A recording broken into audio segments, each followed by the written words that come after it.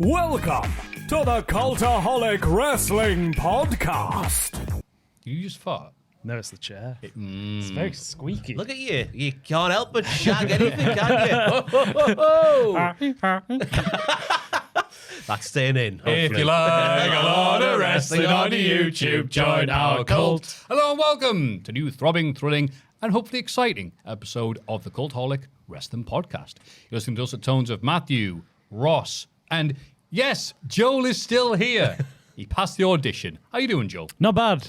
Not bad. How are you?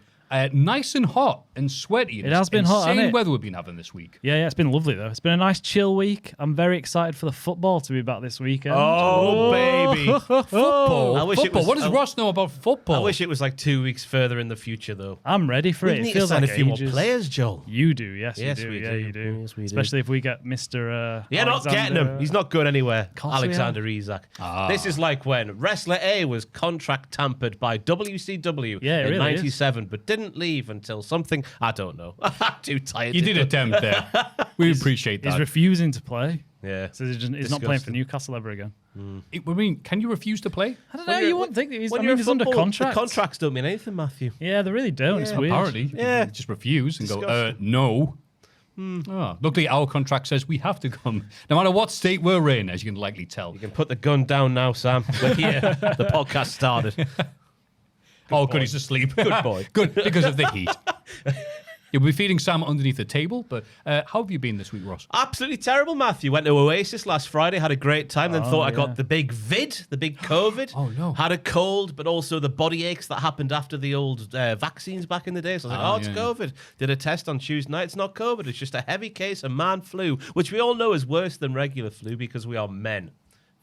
It's the clues in the title. So I'm here with a bit of a temperature, but the coughs and the sneezes have subsided, and we're ready for some fun wrestling action. Hell aye. Happy to have you here, pal. Was Oasis amazing? Unbelievable. Yeah. I can't understate how good it was. Right, I can't yeah. That's what- overestimate.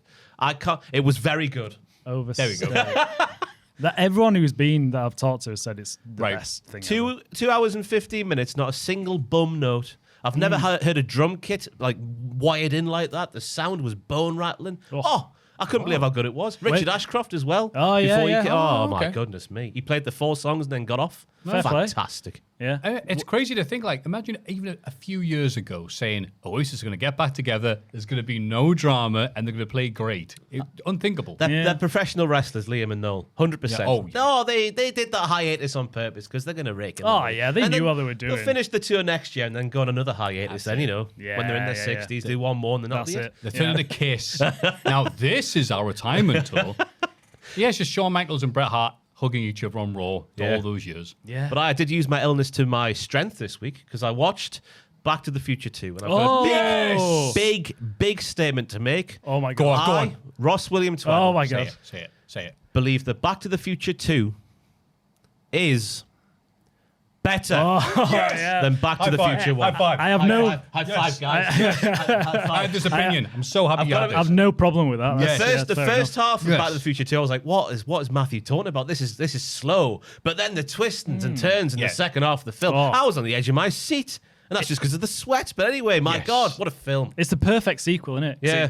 It calls back to the first one in all the right ways. Yes. It's really good. So let me say Tremendous that fun. you were on the edge of your seat, and it's just like, you often hear people say that. Have you ever fallen off your chair watching a film? And I said that, I went, I have, because I did, what's it called, sensory deprivation one time. Is that in the tub? Yeah. It was in the tub, and then I had a massage afterwards, and they were like, "What are you going to do after this?" He goes, "I'll go home and do some work." And they were like, "You're not going to be doing any work."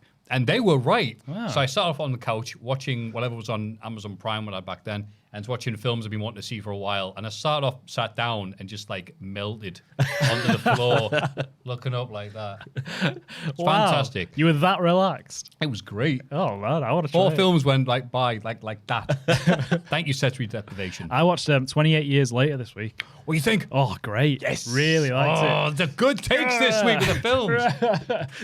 it. And without spoiling, the end is mental. I can see why. I'm glad that someone let me know about that, mental. because it is very distracting. Oh, the rest you of the knew film. already.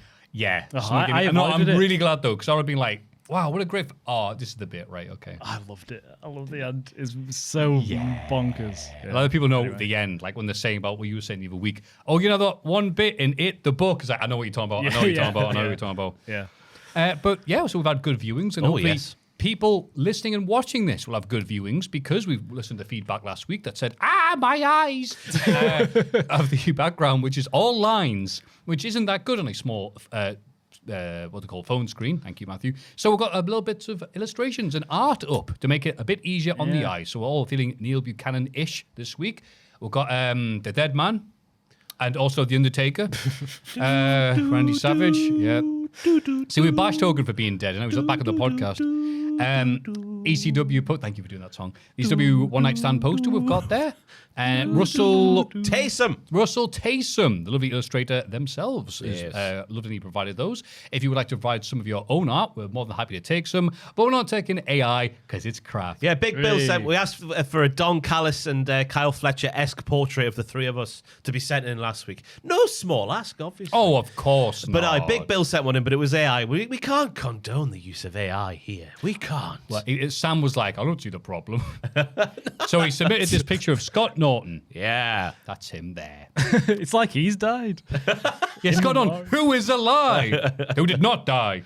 Scott Norton's strength in wrestling and arm wrestling will get us through the news section, which is now. Karrion Kross and Scarlett's contracts with WWE expired at midnight, rather like in the Cinderella film, on Sunday, August the 10th. They're now accepting bookings. At the time the news broke, Fightful Select has reported that Kross and Scarlett leaving WWE appears to be legit. Unless WWE have taken measures beyond what they've done in the past with previous departures. Appearing on the Errol Hawani show, to let you know, Errol Hawani's favorite WrestleMania is WrestleMania 4. Kross noted he was not appearing in character and was speaking about his exit as a shoot after turning down a new contract offer from WWE. Quote, I never actually received a contract offer until last week. I got the offer. I want to know how they came to the valuation of that offer. Just wanted some information, some metrics. When I inquired about that, they were unwilling to provide what information and told me I had 24 hours to agree to the offer or they were rescinding it. So next day we talk, I asked if they had the information. They don't. And I said, I can't make an informed decision without the information. I'd like to keep the dialogue open. Scarlett was going to be dealt with after Kross had signed his deal, which is weird. Surely they're a package deal. Yeah. Yeah. Very strange goings on. They gave him 24 hours after waiting until basically the contract was due to expire. He was asking, how'd you get that figure then? The figure you've offered me, which you would assume because he's asked that question means it was lowballed slightly. And they gave him a day to not only explore his other options but also to try and negotiate more money. That all just tells you they didn't really want to keep him. Yeah. Like, how do you come to this conclusion? Have you not seen how big I am on Twitter? And they're like, not really, mate. I mean, on one hand, it is great that Kross has got himself this little boost of popularity and has a minor little bit of fandom, I guess. I mean, I'm not saying it's, I'm not being negative about it. I'm not saying it's like Yes-A-Mania or Zack Ryder back in the day, but it is still impressive. He's getting signs and stuff like that and people chanting his name. But yeah, does that equate to business sense? I don't know. I'm not in that work, but let's ask Shagger what his opinion is. Well, I was surprised when I heard that they'd left because I thought it'd be exactly like the R-Truth thing where people would just kick off as soon as he left and they'd want him back. So I thought WWE won't do that again, which made me think it was all a work. But now it feels like it's real that he's gone, and I just don't know anymore. I'm really confused by the whole thing. Yeah, it's been his most interesting work has been if he's staying with the company or not. Yeah. But it's interesting to see what he'll do next, because obviously everyone will go, he's going to go to AEW, but I don't think he's the right fit. I think his talking's obviously a lot more stronger than his wrestling. And AEW, as we all know, is more about the in-ring stuff than the promos, by and large. And I think he will get shown up because the style, as we all know, in AEW is bloody relentless. Yeah. And that's a good thing, by the way, before detractors say otherwise. You'd think I hate those tractors, especially on a country road. You'd think TNA would be the good place for him to go, but obviously WWE owns it now, so he's not going to go there. And he can't go to Evolve. Yeah. Or LFG. Japan. Aha. Carry on in Japan. I'd see that. I love to say James in that. He's great. Yeah. Also, Ashande the Adonis needs to be said as well, it was funny, wasn't it? I don't know why I did that. Yeah, thank you, mate. Bloody hell, everyone's dying. Ashande the Adonis, the news came out that he was going to be let go a while ago, and they went, oh, no, he's only got 90 days left. Just let it expire. It'll look better for the optics that we just didn't renew his contract. Yeah. I love that so tenuous now. It is just semantics. Yeah. So he was very positive, though, because he was still in character. I'm still the reason why your girl doesn't text you back and all this other stuff. And AJ Francis sent him a message straight away on Twitter, get the band back together. Old Top Dollar and Ashante Thee. Just need a bit of Be Fabulicious to get released, and then we'll complete the set. Yes. And who was the other guy in there? That wasn't Swerve. There was one more, wasn't there? No, it was just Swerve, wasn't it? Yeah, was it just Swerve? I'm going blind. Shows how memorable they were. WWE books a show at the same time as AEW again. Silly Ross. This isn't news. Recently reported that WWE are planning to run a main roster premium live event pay-per-view on September 20th, headlined by Cena versus Lesnar, with the show set to go head-to-head with All Out. On top of that, Brian Alvarez suggested that WWE are changing plans to run against World's End. Originally, the final John Cena match was going to be early December, Saturday night's main event, but now it's been moved so they can mess with AEW. Well, as a John Cena fanboy, I think that is disgusting. That John Cena's potential retirement match was going to take place at the start of December, as Brian says in that report as well. It's Saturday night's main event is now being put head-to-head just to take a few eyes away from AEW. I think John Cena's retirement match deserves better. I agree for different reasons, because as a content creator who loves Cultaholic and watching all the wrestling, they've added something else in between the Christmas to New Year's limbo. Fantastic. You know what I want to be doing there? No, I don't watch the Muppets Christmas Carol. Oh, no, not It's a Wonderful Life. Yeah, it's more wrestling with the family. I was going to say, just for viewers of this podcast in particular, brace yourself, because it is the way it's going. We're not saying it is going to happen yet, but the way it is going, these weekends where we have NXT potentially, WWE, AEW, all happening within 2 or 3 days, we're going to have to start picking and choosing what we cover. And we can't win as content creators, but there's only so many hours in a day. As we said in the previous podcast, this podcast has been losing money for a fair while. That's why it's been streamlined.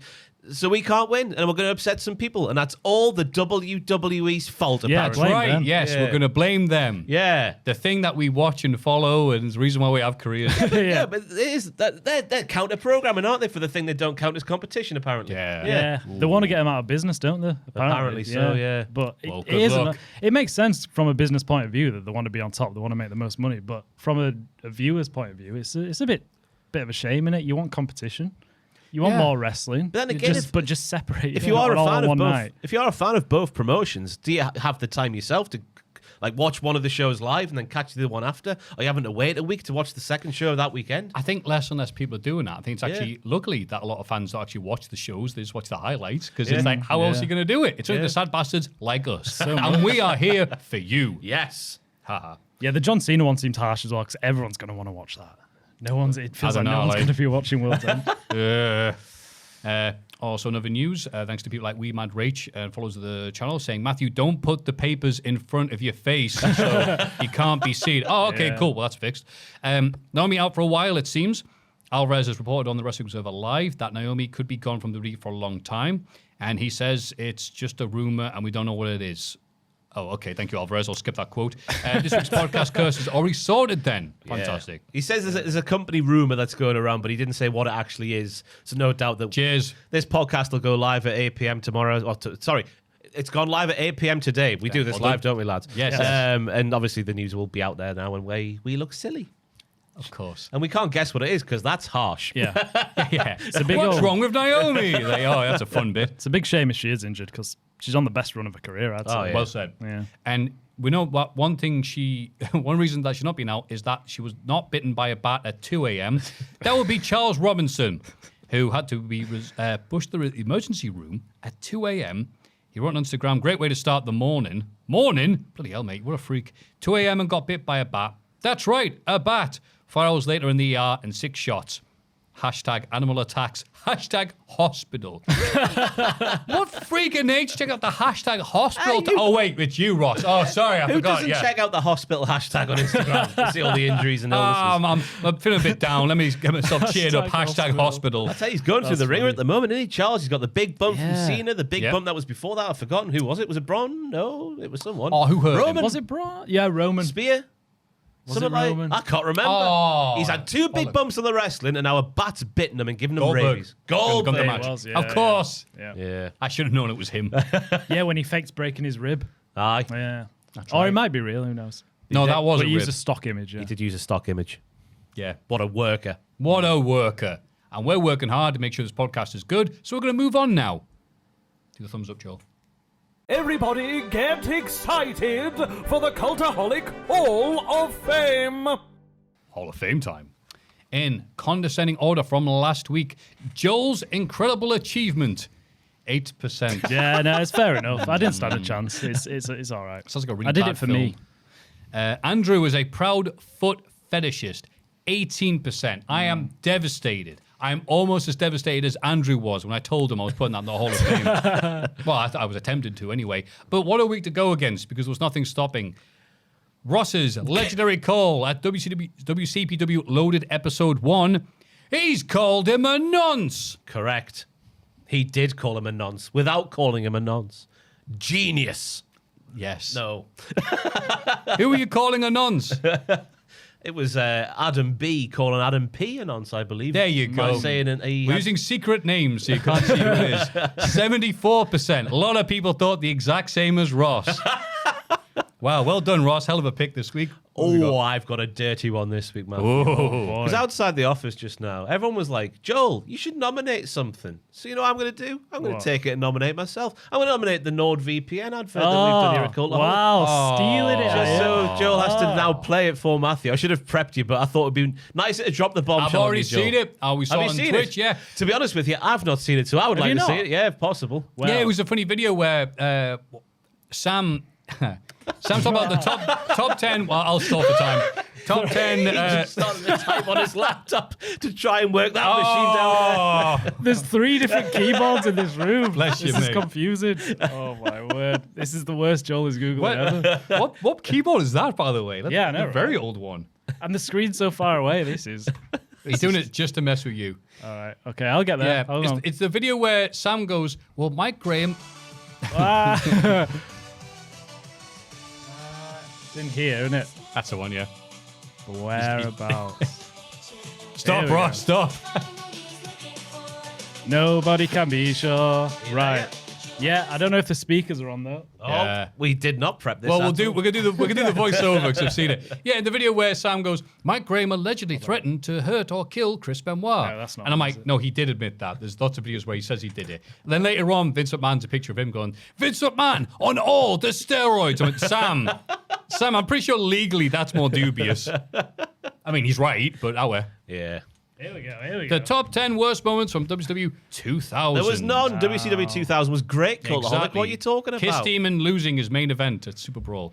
Anyway, we've got this magnificent advert. Why don't you play it for us, Joel? Okay, I think you could be able to. Let me. It's on Oh, it's 100. on. It couldn't be any louder. Here we go. Join that? us. Oh, it's two perverts. Andrew, what are you watching there? Look, he looks at this. Yeah, he looks at the camera. No, Andrew, seriously, what are you guys watching over there? Showing! Stop saying our names. We're trying to protect There's our feet. identity. Sam, how are you watching that? Will you stop dropping us in it? They don't know where we're from. You can't get that in Hey, the the UK. fairy Are we going to get a community's knock at the strong, door? No. We're using NordVPN. And people are asking, why is there a bottle of sriracha sauce on this?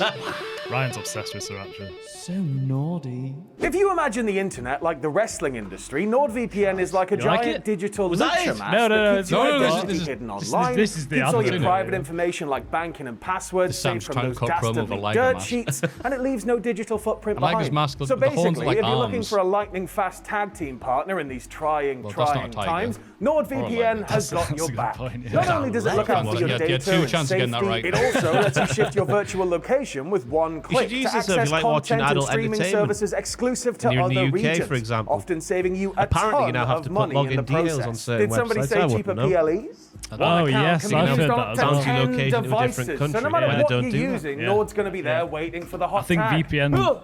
And if you're the So type who likes to small. live the gimmick, this can mean things like cheaper flights, hotels, and experiences. Dig it? The numbers don't lie. Cultaholic truly I hate believes Tiger Mask. Andrew's a natural out at there. this. And if you try it and don't agree, there's a 30-day money-back guarantee. Look To at get that. the best discount on your NordVPN plan, head hot to tag to nordvpn.com/cultaholic. Not only will it get you a hefty discount, but you'll also get 4 free months off the 2-year plan. The link is in the description Quite long, below. isn't it? It's a long advert. It's a very long Does advert. it get good again? Sponsoring today. There's a little Wait bit- to the end. Wait to little the bit end. at the end. Cheers, lads. That's some proper good mucho content, Taylor. Working stiff comes after that. What are the chances? good mucho content. Bloody hell. So that's the peak of Cultaholic there. Is that your pick for If I had a different pick in mind, I would change, but I'll stick with that because I think it's clear what's happened now. They all think it's rubbish out there, don't they? Oh, Joey should nominate that rubbish thing with No, they love it. They were really happy with it. But a bunch of people thought this is mint. This. I think it's quite funny. This is the Twitch chat, which obviously is very representative of everybody else here who works here. I think it's better doing that than just a boring ad read. Oh, 100%. Yeah, as you obviously have this time, you're damned if you do, damned if you don't. You might as well do a big, dumb, stupid thing and be true to yourself. Yeah. That's my nomination then. Fair The enough. NordVPN advert. Just how would you have done it? Just like NordVPN. Oh, I'd have Get made your it dick out. proper saucy, like. Yeah. Lots of feet pictures. All the hits that people love. Ah.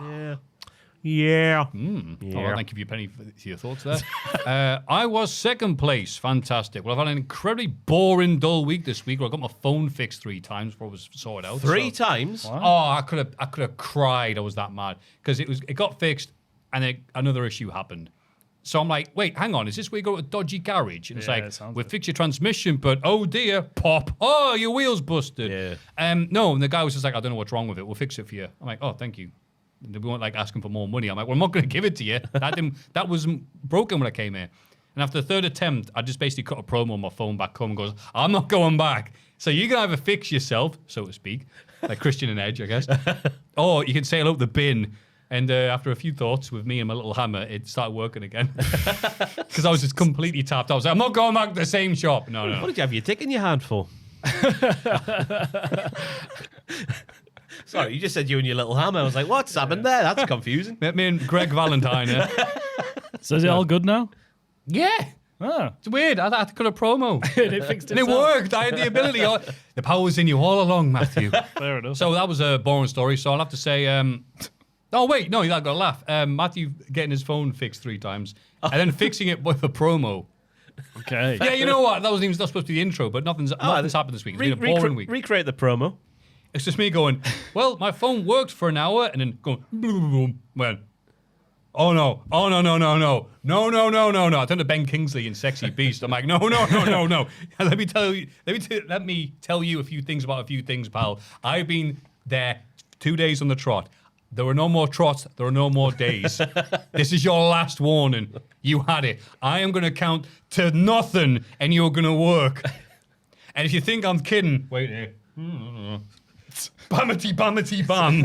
It's so zipped down. Yeah. Those are gentle taps, but there'll be a bigger one. And there'll only be one needed. All right? That's it. This is Custer's last stand. So that's why the queue moves so quickly at these wrestling shows. It turns out when you... It's really annoying, isn't it, when people go, I haven't done any prep for this. And then they're like, really? And then with no warning whatever, they go, and I'm perfect. Because there's that bit of the brain that the adrenaline takes over, I guess. And you end up doing stuff way better than if you planned it. Yeah, so I cut a promo on my phone and it worked. Which is better than the people who try to fix it. And it's free. Yeah. What, you charge yourself money? For the promo? Well, I mean, I guess you're right. They fix the initial thing, then fix the other issues. But yeah. But I fixed it. I cut a promo on a device that wasn't working. Probably just shouted F off at something. And Yeah, that happens a lot. But I used to how's have that worked? A TV when I was a kid, the big backed ones when you were a teenager. Oh, yeah. Like, The unstealable ones. yeah, huge Philips thing it was. Where was it? The screen was like 7 inches or something, but it was like 7 miles long out the back. Just used to smack it. You used to have to do that from time to time. And You see your granddad do it, and you'd be like, that It's, actually works. it's surprising how often it works just hitting it. Yeah. I say when people are playing old cartridge games, it says specifically in the manual, do not blow into this, do not do that. Every single person that played these games is like, oh, I'll just blow the dust off. I do that on everything now with these cables. If they're dodgy, Oh, really? Yeah. And does it work? Well, sometimes. Well, apart from last week, we had to re-record after. Yeah. It It's all all comes good together now. in the end. Now I've got these on. Producer mode. It's all good. Thank you. professional. Professional. Oh, of course. So yeah, what is yours, Joel? The No pressure, The by the pressure's way. on. No, the pressure's on. But there's some on. comments last There's week, a couple Ross. of comments on the Patreon poll saying Joel needs to step up now. He's a fully fledged podcast man. It was a really poor nomination. I will accept. I was up against All right, stiff Eminem and 8 Mile, competition come as on. well, though. One chance, don't let it I'm slip. nominating real proper men. Yeah, come on. Such as Andrew, 'Cause, you're free next week. It's not open. So I moved into my girlfriend's flat last week, and I've got. I don't want to brag, but I've got quite a big telly. Maffew. And we wanted to mount it on the wall because it wouldn't fit on the shelf. Yeah. And so we were like, oh, we'll do it ourselves. But then we're just like, what? Who do we think we are? We can't do this. So we got a proper man in to do it, and he was great, and it's perfect. And he came in 20 minutes in and out like proper men do, and just put it up and no problems. And very nice guy, shook his hand, and then that was it. And I just think we need to pay respect to some proper real men because none of us are real men. Did he lift the TV by himself? No, Megan I was helped going to him. say, because I think we've got the same size at home.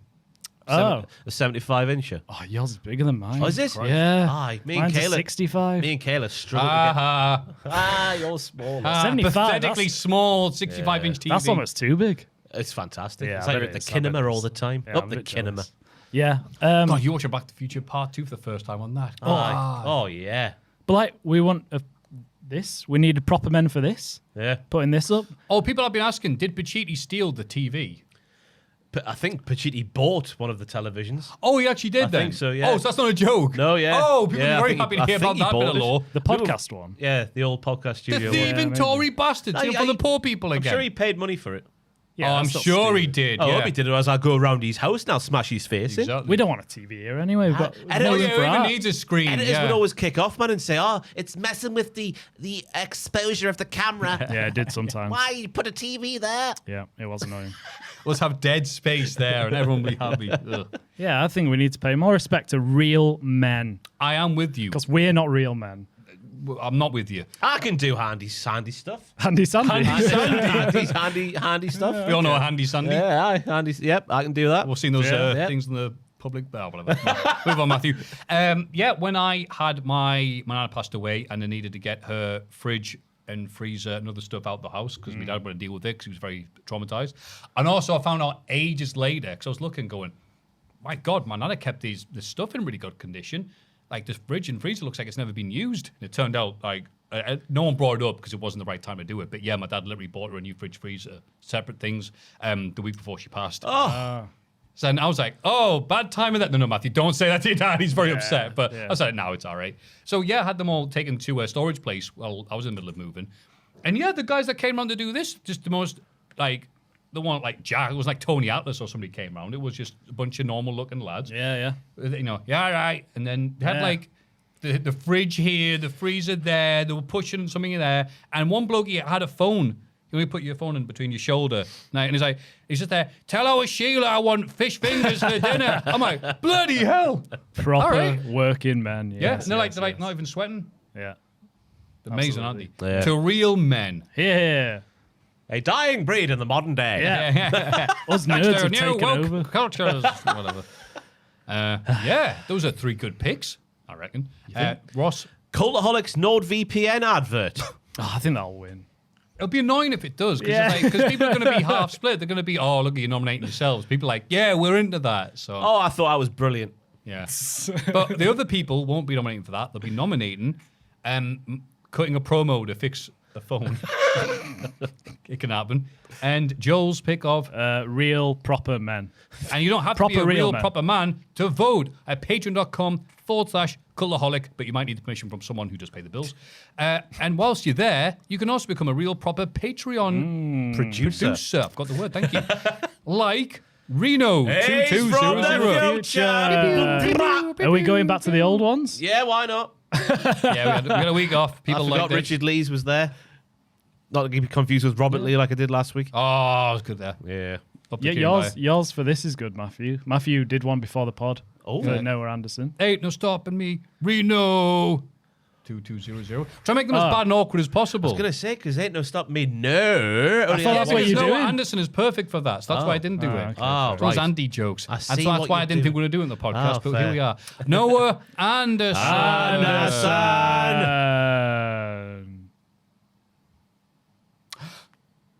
Oh, look at him. Levi. Every week I try and get you, and never get God. Levi Leroux. Goes in for the in kill. for He the does it for the kill. bloody thrill of it, I tell thee. Jimmy Gillen. Gillan! The best a man can get. Josh Fair.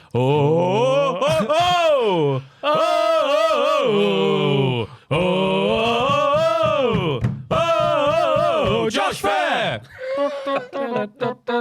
And finally, Theo de Havilland. Oh, that's Theo de Havilland. Whoa, that's Theo de Havilland. Thank you for your continued support. That says, this week in the wrestling. It's this bloody week in the wrestling. This week in wrestling, SmackDown. John Cena says to Brock Lesnar, if you want some, come and get some. You want to throw down? Then come to my town. What song is that? It's the ICW. That's the one. But Drew McIntyre did use it as his theme in WCPW. No, he didn't. He used the one that went dun dun dun dun dun dun dun dun dun dun dun dun dun dun expletive. Yeah, that's the intro to it, I think. Yeah. Yeah, Is it the same song? I'm pretty sure it is. Old, what's his? I've forgotten his name. That's terrible. The Music Man. Oh, for ICW. Jimmy ICW. Yes, he was great. I also forgotten his name now, which you'll probably hate. Yeah. Yes, that means Brock Lesnar will take on Jack Jester in his opening match, I guess. Cody Rhodes helped John Cena against Logan Paul and Drew McIntyre. So, first and foremost, the pop justifies the turn and how it was done good and proper, because this guy was a loser coming out of SummerSlam, but he got the biggest pop I've maybe ever heard. That's not even true. But it was a large pop. Big pop. Big fan of the start of the promo where he does the O.J. Simpson, damn, when he opens. Wait, how's that though? Oh, she did it on Twitter. I remember now. I remember. I found it on Twitter. Damn, I'm O.J. Simpson. He tells us that His famous catchphrase. what's up, everybody? It's yours truly, O.J. Simpson. Damn! Everyone knows O.J. Simpson's famous. OJ. He tells us that WWE were once afraid to come to Montreal because they were afraid the audience would hijack the show. Cena has never been afraid because he knows the audiences are the show. Now, it was at this point here I was thinking, is he going to reference the sort of backlash from certain quarters about Brock Lesnar coming back? But he doesn't, so we'll move on. Nah. Joel? Yeah, big Cena crowd. I said, someone ought to push this youngster. Little joke there. I thought it was a bit of a nothing promo for the first 5 minutes, but it's allowed because he's retiring. He says he's afraid that we'll forget about him, but we won't forget about John. And then Great. I was really excited for an old school Cena Open challenge when he said, "Come get some. You want some? Come get." And then it was Logan Paul. I was like, I know, just the wind leaving the room very quickly. No, I think when John Cena had his initial meetings with Triple H about his retirement tour and what it would look like, I bet John dreamt of facing Logan Paul on this tour. And he wake up in a cold sweat, go, thank God that wasn't real. It's another one of those cases that WWE have been doing a lot recently, where they've been building multiple shows and storylines at once. Yep. Because I thought this promo would be about Brock, but he hardly got No, any they're going to mention waste at that all. on Paris. So now they got. Ugh. So now it's all focused on Logan, and then Brock comes later. Forget about him for now. I thought it was interesting as well that Logan Paul's out there, because obviously Triple H came out after SummerSlam and said, oh, John wanted to work with Brock. Yeah. And now clearly John wanted to work with Logan Paul. Clearly. That's how it works now. Yeah. And it felt like Wow. Triple H's argument fell down there a bit. Yeah, having to choose between Brock Lesnar and Logan Paul. Bloody hell. Yeah. I liked Cena coming out and just absorbing the giant reaction. And it's like, people used to like coming to Montreal. And I'm like, yeah, also you do really bad shows. I mean, No Way Out 03, which me and Tom covered on the Cultaholic Classic SmackDown review this week. Oh, what a show. Bloody hell. It's cursed beyond all recognition. I'm surprised it wasn't in Amityville or Montreal. But the crowd were very happy to see him. And then as soon as I'm like, oh, okay, this is nice. Logan Paul came out. I'm like, I'm not really interested now. Just has that effect on me. It'll Sorry. be fine. Yeah, it'll be all right. Yeah, I It's won't not give a mine. damn. Yeah. Bit like the jelly rolls, isn't it? Yeah. Yeah. Case of the jelly I'm rolls. glad you guys like it. I'm going to be doing something else. Like getting excited at the idea of the MFTs versus the Multi-City Machine Guns, which was the first match of the show. Yes, it was. My first note was good to see JC Mateo in there doing bits. And by doing bits, I mean taking moves from the Motor City Machine Guns. But at least he was in a match wrestling. He's been rendered as useful as the Disciple since Tola Tonga came in. Yep. Yeah. Nice comparison. Thank you, Maffew. Yeah, I want to see him wrestle more. I've heard he's really good, Jeff Cobb. I haven't seen too much of him outside of WWE. Well, I haven't seen anything in WWE from him. I just want to see him wrestle more. Yeah. Yeah, it's weird when you get these world beaters coming in as being as just, supporting actors and they're being the focal point. Yes. The lead actors. That's the term I was looking for. But it's better than nothing. And at least the machine guns, I know those people who I was speaking with were furious at the idea of the guns getting jobbed out like this. But they did have the promo before and going, hey, I'm right bloody knackered, I am, from that bloody TLC match. My feet are hurting, which got one person in the locker room excited. So it made sense why they get a batter in here. Yeah. But people just saw like, what have they done to my child? And I'm like, yeah well, it makes sense for this.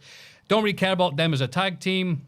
But then again, I can't be a hypocrite. The SmackDown tag team division has been just on a bloody gerbil wheel this entire year with the same people doing the same things. This is somewhat different, so I can't hate it, even if it was also not much to talk about. Yeah, Tola Tonga getting protected heavily throughout the match as well in terms of him just being made to look really big and strong and tall because he is strong and tall and also big. Yes, he is. But he doesn't look out of place doing his... sounds so condescending here. Doing his really basic throwback stuff. I should have just said throwback stuff. It is, though, yeah. If it works and it's basic, it's still cool. Yeah, It's basic and sucks, then it's bad. It is a shame how quiet the crowd was for Motor City Machine Guns. Just But no what reason is response there at to all, get man. into it? Yeah, exactly. They're just a No, tag there isn't. team. There really isn't. But yeah, one chokeslam and then that was it, really. And then after the match, sorry, Maffew, JC and Tola are earmarked for tag team championships by Solo. So it's going to happen. Yes. Yes. Because we need somebody different. But then Sami Zayn goes, no, I don't like this. Don't say those things, he says. And he decides to wrestle Solo Sikoa in a non-title match, even though Sikoa is the United States champion. And you think that would give the game away. And you'd be right, because Sami Zayn won via roll-up. What are your thoughts there, Ross? Lovely big pop for Sami. Big fan of the setup for the match, as I've said in weeks previous. I'm not a fan of promo then match involving people in the promo. This was a different way to set up a promo than a match involving the same people. Nice to see Sami there for the hometown crowd. Thought Big Floppy Solo was a great punching bag in the early going, which led to some nice times for the hometown crowd. Looks like Sami wasn't pleased with Solo's catch job over the top Tope Con Hello. He gives a little whisper in the ears. He stands up to Sami because he just lands on his arse on the floor. And I was like, how dare you not catch me? I'm Sami Zayn. Catch me better.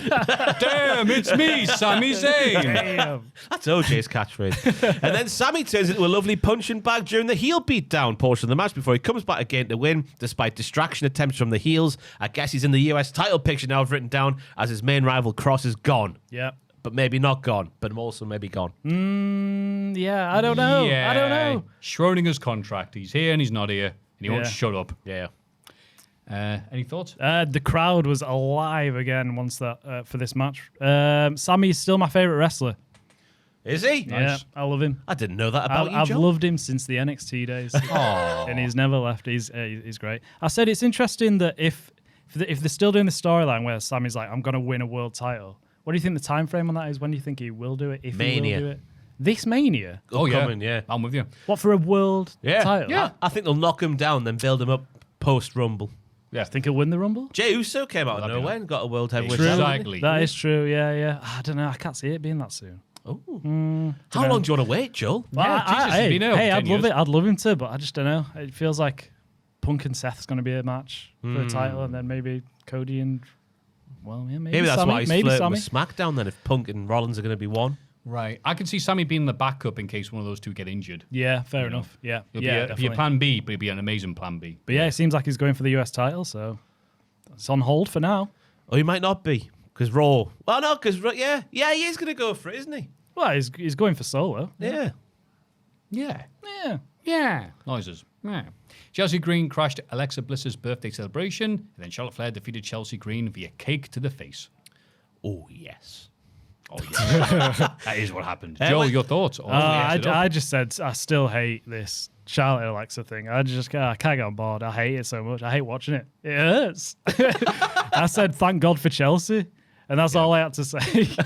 Bless you. I thought the cake was quite funny with Alexa in little letters, but yeah, it's so horrible for me. Yeah. What do you think? We're past the point of the story now where Charlotte is like not liking Bliss while also liking her at the same time. It feels like after SummerSlam, after winning the titles, after a week of being champions as well, we now need them just to be a thing, and we're fine with that. Because I don't know what we're doing with Charlotte, because she's calling Bliss champion number 2. She only knew it was Bliss's birthday because it was on the company calendar. She could have made all the celebration about her, but she didn't. They're undoing all the likability Right. with Charlotte Flair. Yeah, they realize that this is a storyline. They're supposed to be friends now. Yeah. They've won the tag belts. They still don't like each other? Oh, Okay. Well, That's a they common- do secretly. Yeah, it's a common criticism of Triple H's stuff, and it just takes ages to. We all like long-term storytelling. Yeah. We also like things to progress a bit when they should do. Yeah. Yeah, Yeah, they you are know- making it really hard to like Charlotte if that's what they're trying to do. Yeah, but She's it just is bragging. work contradictorily. The crowds are cheering. Yeah. Yay, The we like people- this. I was like, oh, but they suck together. Yeah. Yeah, we don't care. I'm like, oh, okay. I don't know if they suck together. It's just annoying that they're not properly friends yet. Maybe it's just my heart, Matthew, wanting them to be friends. Oh. Just get along, lasses. You love each other deep down. Well, they were gonna hug until they got interrupted. Aye. Oh. Yeah. I don't know why I made that. What? I did enjoy, as Joel said there, the Joseph Connors bliss bit on the cake. Yeah. That's the only ever time that'll be said in the same sentence, those two names. Yeah, it will. Joseph Connors and Alexa Bliss. It was like Charlotte's birthday with Alexa Bliss. Yes. Okay, Joseph Connors, again, has the key to the city. Even if the rest of UK wrestling doesn't care for him as much as we do, we love him around here. We're quickly building now to and Joseph Connors on the WCPW watch along streams. Yes. Episode 2 where they get together. I think episode 3 or 4 might be when the old Tron comes Yeah. out. And you and Simon are probably very happy that you'll have something to talk about in this bit. We'll just talk about anything but what Yeah, we've seen. anything but the wrestling, because there's nothing to talk about. Oh, what's that? You found a can of juice on the floor, Ross. You just bring that on camera, why not? How long are you Well, on you bought your commentary? electricity bill to read. 4 episodes. 4 episodes, Yeah. right? Okay, not long. Absolute nightmare. Yeah, I'm bumping into Simon. I probably said this loads of times. He goes, "Oh, nice commentary on WCPW at a WCPW event." He goes, "Why are you not doing it anymore?" Because I didn't know I wasn't doing it until I got there, and they said, "And then here's the new commentators." And he's like, "Phew." Well, that's like, yeah, it's a bit of a like column A, column A. I was like, I don't enjoy this anymore. Yeah. After seeing the The reaction. thrill has gone. Yeah, but Simon didn't work in the office, so I guess that's why he didn't find out. Oh. But you must have liked this segment, though, back to the wrestling we watched. Puppets. Everything's better with puppets. We did used to think that, didn't we? Charlotte whaps out Charlie, who goes along with Lily. Yeah. You didn't watch this, did you? I did. I have no. Did it what? Ugly dolls. Yeah. Oh, those things. Yeah, Yeah. because they look like. Oh, it was nice going like, oh yeah, cool. The old Alexa Bliss one from way back when. And then Charlotte's like, here's me. It's ugly, isn't it? And I'm like, am I supposed to be liking you on? Yeah. Are you doing this ironically? You forget she's genuinely likable as a wrestling character. Yeah. But that's her gimmick now. What it was, she's supposed to be likable. She can't do it, can she? I think she can. It's just written poorly. She shouldn't be saying things like, hello, champion number 2. Hello, small lady who you like- can't see yeah. above my coat. Right, yeah. Yeah, anytime like Alexa talks, she's like, shut up. So raises the robe so she disappears. Yeah. Yeah, but I mean, crowd are liking it, so we'll give them that. Yeah. Ron and John are doing the Doink WrestleMania 9 spot before saying they're back. Yes, this is Ron the Truth Killings and John Cena. And John confuses Ron the Truth because Ron the Truth is like, oh, you're good. You're good Cena again. And then Cena just goes, well, remember you did all that stuff? The stuff John Cena had done? And Ron probably believed him because that's Ron. Yeah. Wow, we've really made that segment sound brutal by breaking it down with core atoms. God. I was just thinking at the time, I guess we'll never get the match then now that John Cena's face. That means Ron's now himself turned face. He had his new haircut covered up. Yeah. So I guess we'll just forget about that now. Yeah, it is amazing. a lot of the Cena stuff's been like, well, we're moving on. Including that. It's like, yeah. Unless we're going to get heel Ron the Truth that we got in, was it 2011? Mm-hmm. Jesus, that was a long time ago. Smoking cigarettes. Smoking Ron the Truth Killings being like, oh, so now Cena's a good guy, is he? Yeah. But I was a bad guy when I attacked him. Right, cool.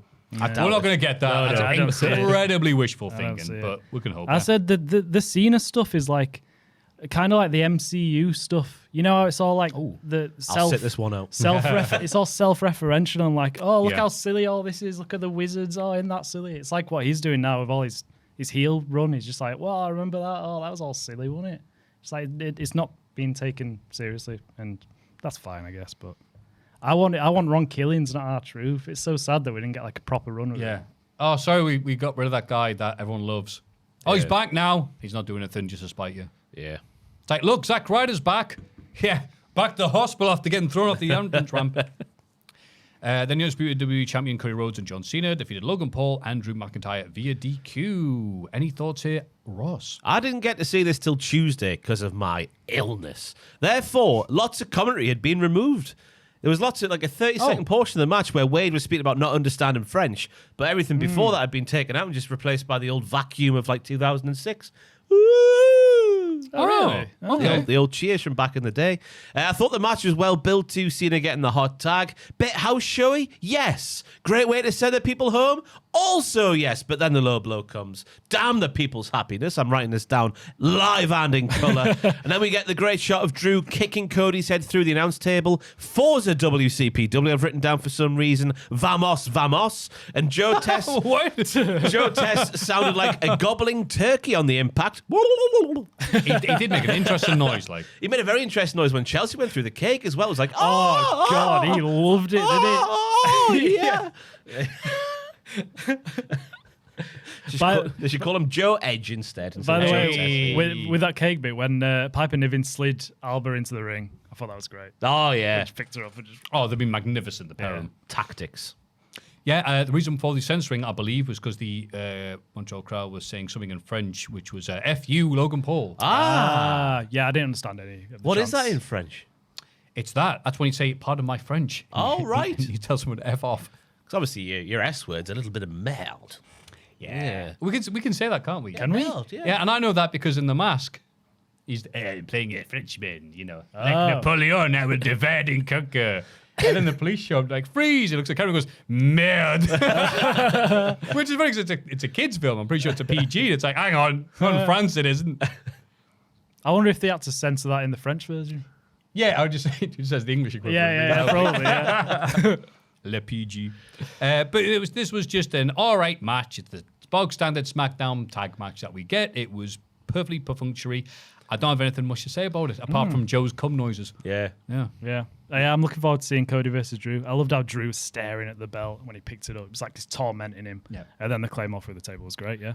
Yeah, and he managed to get there as well. Always Yeah. pack your passports when you get on a plane. I've got headlines if you want some. Oh, from elsewhere in the show. Alex Shelley's jacket said "Wake, Bake and Skate" on it. Yeah. It did. That's very interesting, isn't it? That's a very bad combination of things to be doing. You can do the first two. You're not going to be doing much of the third one. Yeah, surely you want to wake, skate, then bake. Yeah. Depends how much you bake. Shelley's there you go. baking a lot, isn't He's he? building a lot of cakes for his friends. And he's, oh boy, I'll transport them via my skateboard. I'm a character from the Beano in the 70s. Shout out to Candice LeRae's massive bruise on her thigh from that ladder bump at SummerSlam. yeah. Huge! Oh, I like them arguing, going, look at my wife's thighs. And there was the street folks going, we didn't tell her to be in the match. It wasn't our fault. That was good. Yeah. And So then- why is she in the match? Why is she climbing up the ladder Yeah, in the why first climb up place? the It's a ladder? ladder match. And then we have the Mello and Miz situation. So Oh, great. Yeah, I'm glad Mello you wants included this bit. Yeah, Mello wants a US title match. The Miz is like, whoa! I've got us a tag team championship match. Stay with me. Aldis then leaves as Mello. Aldis arrives as Mello leaves, and then Miz asks Aldis for the tag team match. He's already told Mello that he had. So Miz is a liar. We've learned this in 2025. Oh, no. Who would have thought it? Oh, anyway. WWE Raw. CM Punk and LA Knight found themselves on the same side after being challenged by Paul Heyman and The Vision. One life, one new religion. What did you think of the opening bit, Joel? I thought it was a good promo from Punk. I liked the line, "You don't have to pretend to be injured because I'm going to break your legs." Ooh. I liked their back and forth with Punk and Heyman. Heyman got really worked up, and then Punk said, "I'm going to punch both of your chins." That's fattest. Which I thought was How quite dare funny. he? No, I think Paul Heyman's the fattest. When Heyman interrupted as well, and Punk said, "I wasn't done." It sounded real, like he was. A bit That was a pissed good off. bit. No, shut up. Yeah, I wasn't Step done. over my lines. Good promos from LA Knight and Punk, and I liked Bron at the end saying, "You guys are 100 years old combined." He says, you're 47. What are we going to do? You're 47, which should just be a great insult by itself. Yeah. And you're 40, combined 100 years. You're 100 years old. Math abilities running in that Breaking family. maths, obviously. Of course it is. Very funny. I really enjoyed how both Punk and LA Knight's perspectives were true. Like, from LA Knight's perspective, CM Punk got involved. From Punk's perspective, he literally saved LA Knight's life from getting his skull stomped into the hard concrete floor. And I really enjoyed Paul Heyman sort of starting off seriously with his stuff, and then it just turned into invented about all the stuff that actually he's caused, that he was blaming Punk for causing, like his losing of the tribal chief and all that kind of thing. And what else was there? Yeah, Bron Breakker, the highlight there. Just a nice opening segment, wasn't Yeah. it? Yeah, Bron and Bron threatened to overstage both lads, but this felt like, in 2000 when The Undertaker and Rock didn't like each other because they want the title, but they also hated Kurt Angle more. So, hey, we can team up if we're against that dude. And then Yeah. Angle's like, what? No, please fight one another. So, yeah, that was nice. Dominic Mysterio and El Grande Americano defeated AJ Styles and Dragunov Lee. Sorry. We'll have to keep on running that on the ground. The fans have demanded it, Joe. It's fair enough. What do you think, Ross? Dom is now going by the King of the Luchadors, and he's going to make Grande Americano have him help him keep his title at Triple Mania, which I find interessant. Interessant. That's how they say it in Triple R. Interessant. that famous French promotion. I had an entrezant for my lunch. You did? It was massive. It was, oh, yes. Was it good? It was, yeah. It was first time I've had a croissant with filling inside it. I usually just have them as is. Yeah, I do. It was bacon. Ooh, It's from Ernest. bacon croissant. I didn't even think those things existed. Jesus, was it maple bacon? Caramelized bacon or just It was bacon? not bacon? caramelized. No, it's from Ernie's, who do really healthy stuff. So, of course, I had a... It's a bacon Yeah, it's croissant. a very healthy bacon croissant. That's what I just said there. But, yeah, presumably not with caramelized or anything like that. Caramelized. Camel in it. Caramelized. Big camel hump in a croissant. Anyway, Ludwig. Tally, he did like... I thought Ludwig did a horrible job this week of hiding it was him during his entrance, because this happened during a commercial break, but my Netflix didn't skip forward like it normally does this week. So he's walking out there, he's doing all the head flicks and whatnot. You just tell it's Ludwig Kaiser. Which he doesn't do. Whoa. I'm going to put it out there. The cameraman was made to take a bump with Dom over the timekeeper's area by Styles. What a rib. Manly laughter I've written down. You know what these wrestlers are like. Hey, what are they like? Rib. The other highlight for me was the big spill from Lee, which was forced by Americano off the top to the floor. He bloody flew at that dragon. Yep. That they can, that's what the wings are He for. flew like a dragon. Dragonov, yeah. though, he can't fly. No, he can't fly. He can't fly. He just torpedoes, doesn't he? Can't 'Cause breathe fire. The Yeah. mere mortal man. When's he back? I want to see him again. It's got to be soon. Got to be soon. We keep hearing it soon. They're saying soon. It's been over a year. Yeah. No, it hasn't. Yeah, I had to look. I couldn't believe it. Oh, my No, wait, God. September. That's not a year. Oh. It's nearly a year. It's close, though, isn't it? Yeah. 11 months. God, But yeah, he had a match with Gunther. It said then he sustained an injury or took time off, and it wasn't clear if he was injured before that. And it's like, well, I'm gonna have the match with Gunther, then I'll be off, or Gunther just gave it to him. Yeah. But yeah, good lad. I'm looking forward to seeing him back. But standard fare for the day I've written down. Standard fare for the day. The heels doing some healing. The crowd were cheering the baby faces. Nice stuff. Nice heel finish with the face plant brought in by Americano, which allowed Dom to outsmart AJ again, as it now looks like we're finally getting the proper push with Dom with the IC title that hasn't really happened before SummerSlam. If that makes sense. Because that pesky injury that prevented him from getting on a plane. Yes. Like Mr. T. Before that, we had a very exciting, uneventful, surprisingly, segment with the JD. But El Grande Americano showed up and played darts in the background. Yeah, that was funny. We didn't see his score, because if he played well, we know he was Dutch. Which is set up for later on. This was the now normal WWE plugs other brands match. Yeah. So this was a match on Raw to plug Triple Mania. Yep. Because that's what it is now, which is very normal. Graves saying, Cole, you might be the only guy who dislikes Dom at this point. Very truthful, because crowd effing love Dirty Dom.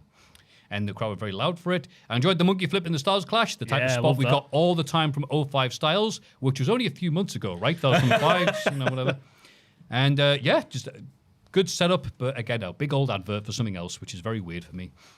Any other thoughts there, mate? He basically said, I just thought El Grande and Dom were a really fun Naughty Boys tag team. The Naughty Boys. Naughty Boys. And I think Owen and Andrew of Raw. it's nice to see Dom on a little run now, but I do think AJ is going to beat him for it. Do you reckon? Yeah. Oh. I'll be all right with He keeps Dom getting just one up keeping it. over him, I think. Yeah. I think. Yeah, Dom just keep outsmarting him by I'd like various it, yeah. different ways, yeah. Yeah. Because AJ's stupid. We all know this, don't Yeah. Pretty much. we? And the other wrestlers laugh about it, don't they? Yes, they do. It sounds like, can you stop doing that, please? One of the greatest wrestlers of all time. There's Like, a chance. I'm just saying, there's a chance. just saying. Sami Zayn defeated Rusev via DQ. And this happened because of last week. Sami Zayn was minding his own business, and then Sheamus and Rusev brawled into him. Yeah. So then before the match, basically Sheamus says, hey, you know, that lad's mine. And says, that Bulgarian bastard is mine. And Sheamus was like, okay. I put the Ginger Ninjas are ready to snap here. Tag team of Sheamus and Sami Zayn. But the match, what do you think of the match, Joe? I said it's a nice little monster heel versus mega babyface style match. I thought they both did really well. I said I want to see Sheamus and Rusev more than I want to see Sami versus Solo, though. Like, by far. Oh, yeah. Yeah. Do you think we'll get a no DQ match in Paris? Oh, yes. Maybe not in Sheamus and Paris, yeah. I don't know Rusev? when they'll do it. Feels like it's got to be no DQ or some kind of stipulation to it. Did you see Sheamus on away days this week? I left a comment saying you? it restored my faith in humanity. I did it from the Cultaholic account as well. Nice. How much Sheamus knows about football. Really does, doesn't he? He does know ball. Yeah. Ellis watched us back in the day. Yeah, I heard, yeah. He won't have us on, though. Not famous enough anymore. Oh, of course Yeah, not. devastating. Wait, who's it that does it? Ellis Platin's name is Away Days, the channel. And he took Sheamus around a shop, football shirt shopping. Yeah. Easy for me to say. Well done, mate. Well done. Gets 500 quid to spend and just buys loads of football Is that how it shirts. works? Yeah. Oh, what would you buy from there? Anything from Newcastle in the 90s. You late. I mean, I've got most of them anyway, but the ones I don't have in my collection, that's what I want. Nice. And I'll get when I have money again, but weddings. Yeah. Oh, those pesky weddings. Gotta be the happiest day of my life. By the way, I've seen a bunch of lads get married and it's like, look, I do love her, but They're so expensive. There's new costs every week. I'm not going to continue. There's no need, is there? Why Joel, are they start expensive? saving now. I know you're a while away yet, I assume, but my goodness me, start saving now. I don't want to think about it. Going on holiday first. Oh, and people point out, like, Maffew, Kenny McIntosh is married now. Can you stop doing that voice of him? So I'm going to retire it now. Otherwise it was annoying some people. What? Oh, what? Kenny's- Just because he's married? Hello. Yeah. No, I'm not doing that anymore. You're not allowed to do that because he's People married. are like, how dare you? He's happy now. It's not as if we're saying F Kenny like we did yeah, back right. in the day. I've said with love, but of course. Yeah. Unless his wife said that to you, I think you're fine. His husband. Husband. Oh, his husband. Kenny's gay. I'm gay. All right, for that one time, just for Joel. All right. Yeah. Proud. I brought it out. Anyway. But aye, Sammy, it's made a big hoo-ha before the match that he wants a chance of being world champion. So Pierce tells him, "You make it through this match, and we'll see what happens." But he doesn't make it through the match because men are bastards. We can't stop getting real involved in other people's businesses. We have I really can't. CM Punk and LA Knight getting involved in people's businesses. Now the MFT's getting involved in Sammy's. What are men like? Pigs. Honestly, man, wrestling would be so much happier if these men could just sit in a room by themselves. Yeah. In peace. Turn the lights off and shut up. Yeah. Take Men. some pills. Men. Rusev's a proper real man, isn't he? Do you reckon he could put Yeah. a TV on the wall? Oh, of course he can. One-handed. Yeah, he hates doing any work unless he absolutely has to. I'd love to go for a pint with Shamo. I was watching that Yeah, away. absolutely. Imagine the night in spoons with Sheamus. Oh, that'd Yeah. be great. Oh. Yeah. Has one drink, takes his shirt off and goes, what's it? Catholics win again. Whatever he did when he did that Drew McIntyre video. Oh, Rusev was wonderful here, being the conductor when the crowd were just assaulting him with, we don't like you, Rusev chants. Yeah. And just going like, it's like, oh, good, I'm liking this. Yeah. Yeah, he's really warming up to a spot, is Rusev. Yeah. Because I was thinking, I saw the result before seeing the match. I was like, oh my God, he's not got the winner's share of the purse. What are we doing here? But I think that's only his second, not win, if Right. that makes sense. He's won the rest of them. It didn't get in the way of the thing that they're building up Yeah. to. Yeah. Which is I'm trying to think of a funny name for it being in Paris. The Paris Street Fight. Yep. Good morning, Street Fight. Roxanne Perez defeated Io Sky. She did. And before the match, Io turns down the help from the Kabuki Warriors, and Asuka doesn't appear to be too much happy about that thing. No. That came out a weird way in my mouth. We knew what you meant, though. A So. very cold hug from Asuka. What could it mean for the future? Yeah, she had help, and she asked her, but she said no. Very good. I thought this was my match of the week, It was I was going to say, a simple story of dick swinging. Anything you can do, I can do. Better lovely action throughout. 10 out of 10 I've written down. Highlight for me was the handspring double knees from Roxanne that got Io right in the back of her head with a nice meaty... Yeah. Looks nasty. Oh, yeah. Just a lure. There was a brutal moonsault from Io where Roxanne gets the knees up, but Io lands on her arm, which looked gnarly for the pair of them. Shocked to see Io lose like that, although it would be revealed why later on. Dun, dun, dun. Yeah, it was nice when they show the replay of that moment, and Cole just says, well, everything went wrong there. Being more honest than he was probably supposed to be. What about yourself? Yeah, I've had two very good wrestlers trying to one-up each other. It's impressive how quickly Roxanne has taken to the main roster. She's just great, full of confidence. Sickening, isn't it? Yeah. She's 12 years old, Joe. She's really young. Yeah. Bloody hell. Good Wasn't even technical. alive when we started this podcast. I know. The athletic showing from both of them. Crowd really into it. Roxanne was a perfect replacement because they were going to have Naomi, obviously, when she pulled out. Really good match, easy match of the night. I said it's Io seems to be getting more focus and more matches now she's not champion, which is annoying. But hey, it looks like we might be getting heel Asuka. Oh, we are. And there was a report this week, I think, that said that they're pushing that forward quicker than they would because of Naomi's injury. Of course. So they're making Asuka like the big heel now. So Yeah. maybe she'll get the belt. I don't know. Well, there's the worst things they could be doing. I know. It was Io kipping up out of a giant swing, the move of the week, because it was mine if I had that segment on the show. You can have that one if you want to. Yeah, It's not mine. no one because cares. I've forgotten to write one down. So when we get So to it is the move of the I'll let week. you know. Right. Oh, I've had it taken away. Have I? Is that how it works? I see. Oh, baby.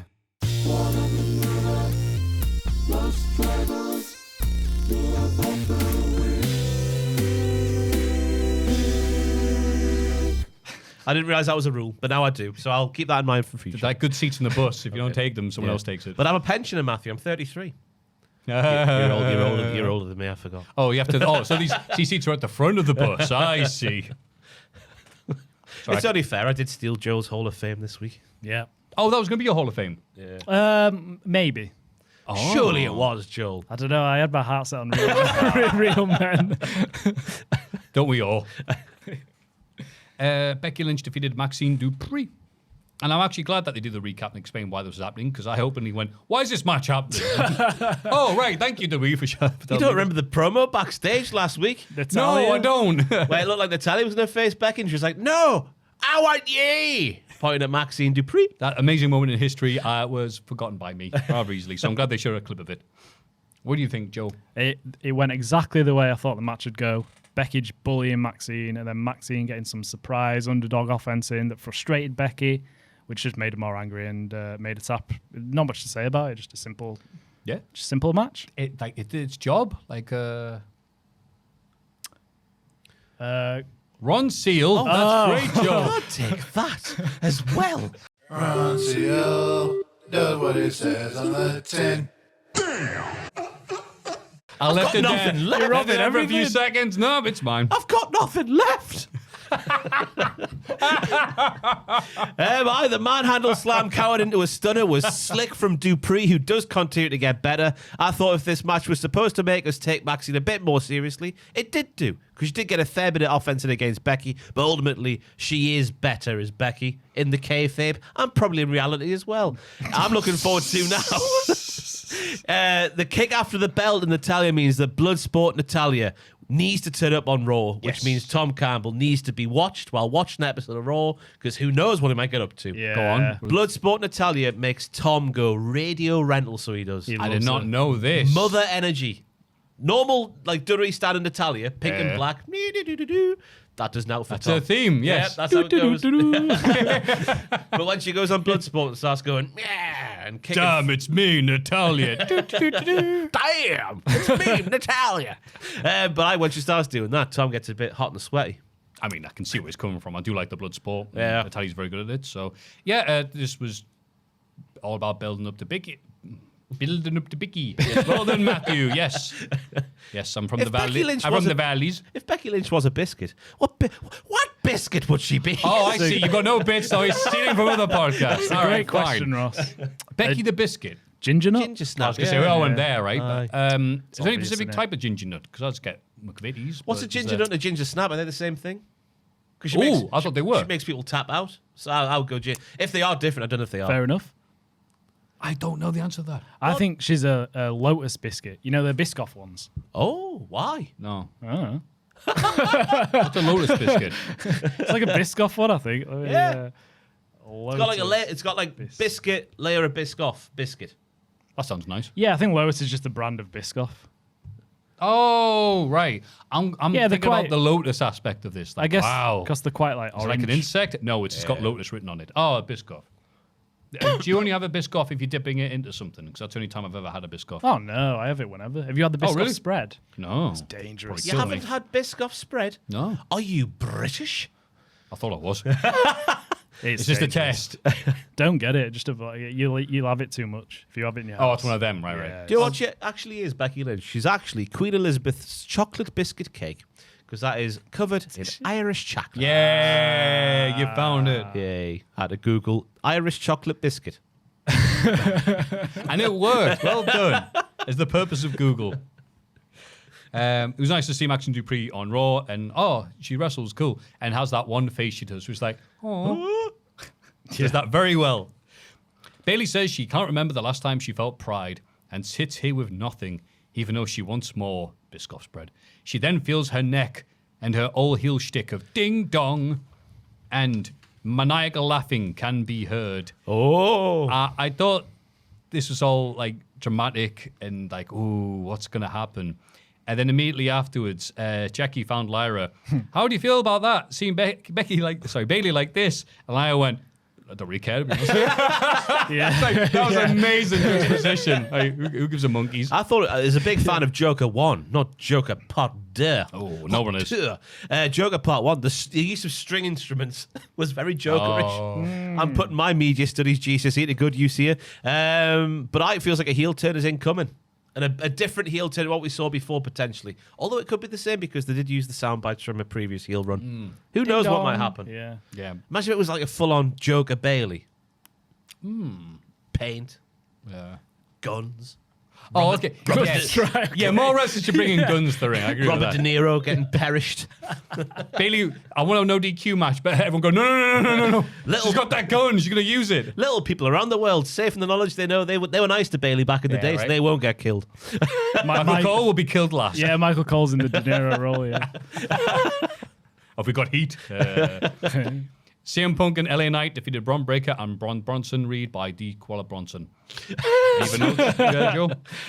Pretty standard main event frenemies tag match. The crowd was really hot for it, but it was just fine. I'm getting a little bit sick of just how just this faction seemed to end standing tall like every Raw. I was going to say, I was not looking forward to this. I was like, wait, can I just skip ahead to the end and see if it's... Oh, there we go. There comes Seth. So, right. And I don't mind them setting up a fall-away at Clash, but it just feels a bit predictable that it's just Seth's going to retain. Isn't it? Yeah.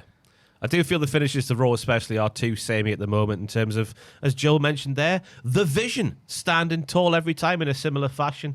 The match itself, it was house show spots, like the falling singular clothesline. Oh yes, the failing singular clothesline Bronson Reed, and the double one gets him over the top rope. Ha ha!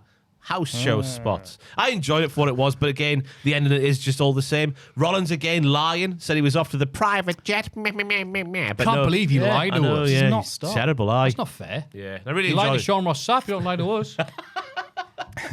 Hey. Sorry, that's just Karrion Kross, allegedly. When you skip to the end of Raw to see if the Vision was standing tall, you could say that was a what could I say it was, Joe? a Vision Express. Whoa. I'll take that. That's bad. That's not very good, is it?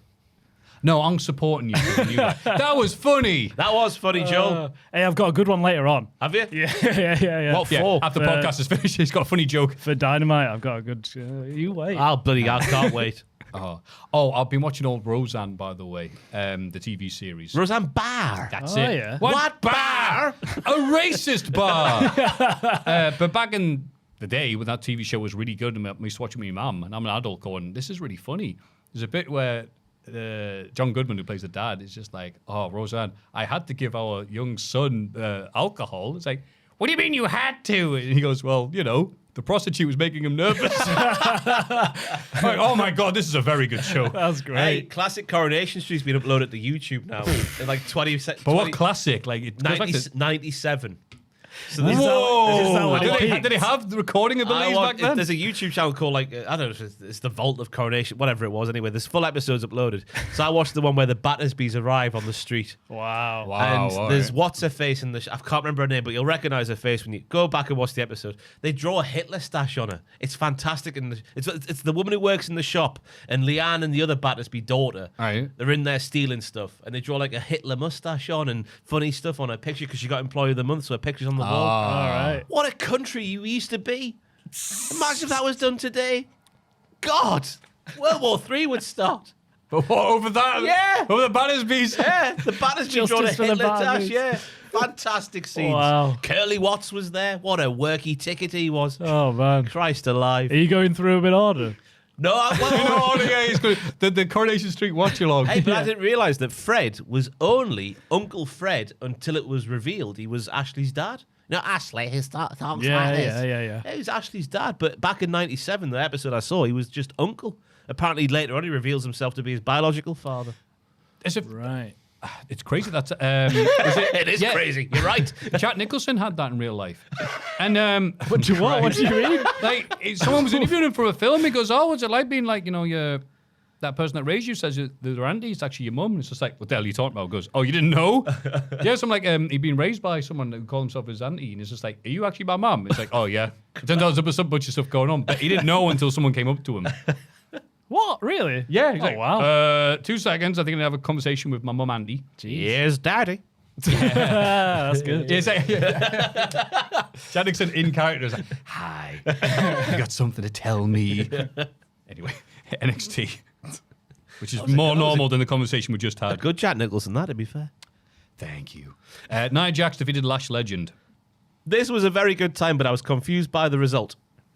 Oh, yeah, me and If you this both. match was to prove that, like, Lash Legend's on Nia Jax's level, that was done. There was gunter chops from Lash to Nia. There was all sorts of big Bret throws. Hart hated this match then. Yeah, there was it's lazy wrestling, isn't it? Just doing chops. And the Lash extension was nailed properly. Excuse me. We built to the big crescendo of the match well, but it made me think about WrestleMania 3 in many respects because we saw Lash do the body slam on Otis. Do you remember on NXT? Yes. And Nia's nowhere near as big as Otis, but we're treating as if that Otis one never happened. It's That's true. Because you hadn't been seen on TV in ages. Aye. Hogan at WrestleMania 3 were treating like the ones before that never happened, which of course you would do because it's in a different company. But this is even worse because it's in the same company. But why wouldn't Lash win this match? That was my gripe. Unless they're saving it for the upcoming special Heatwave, I believe. I just assumed they'd have another. Yeah, I don't know. But I also was enjoying this because I thought, woohoo, Lash Legend's going to win. She's great. She hasn't been forgotten about by NXT. Fantastic. I'm glad about that. Oh, she's bloody lost. I hate this match. Screw this show. What am I doing with my life? Also like the table being stripped of what was on it. I think Nia Jax threw Booker T's candy in the crowd. Is that what he was annoyed about? I couldn't tell what it was. I think that's what it was. My sources tell me. But yeah, Nia Jax had to use 2 Annihilators though, so I'll say this. So it wasn't as if she got a cheeky win or anything else like that. I did think the finish was well put together. Yeah, great finish. How Lash was going for a big move and then Annihilator. Yeah. Annihilator. Annihilator. That'd be a good name, actually. Yeah. Up the Annihilator. I was going to say up the Dappy. Dappy? Na is what he used to say that's back what you're in the day. Yeah. Yeah, one good song, No Regrets. No about crying. That's the man who has no regrets for sure. His Wikipedia page a while ago, and it's like, is it stuff he did, like 2 inches long. Oh, wow. Personal life and legal issues, a lot longer. Joe Hendry, who does not have the same thing, defeated Charlie Dempsey. Really enjoyed Booker T at the start of this match, saying outright, I just don't like Joe Hendry. Vic saying, what are you talking about Booker T? He's been travelling the world for years. He was trained by Marty Jones and Robbie Brookside, who of course works in the Performance Centre still, I think, Robbie Brookside. And then Booker T just replies, who'd they beat? He's great, isn't he? He is. But it was nice to see Joe using those Commonwealth chops coming in handy because all the mat wrestling, I thought, a different flavour, a more serious flavour to Joe Hendry's stuff on NXT. Right. It was welcome, so I say. Counter after counter after counter to start. So it is Ren Sinclair and Charlie Dempsey are in the no quarter catch crew. That's all that's left, Joel.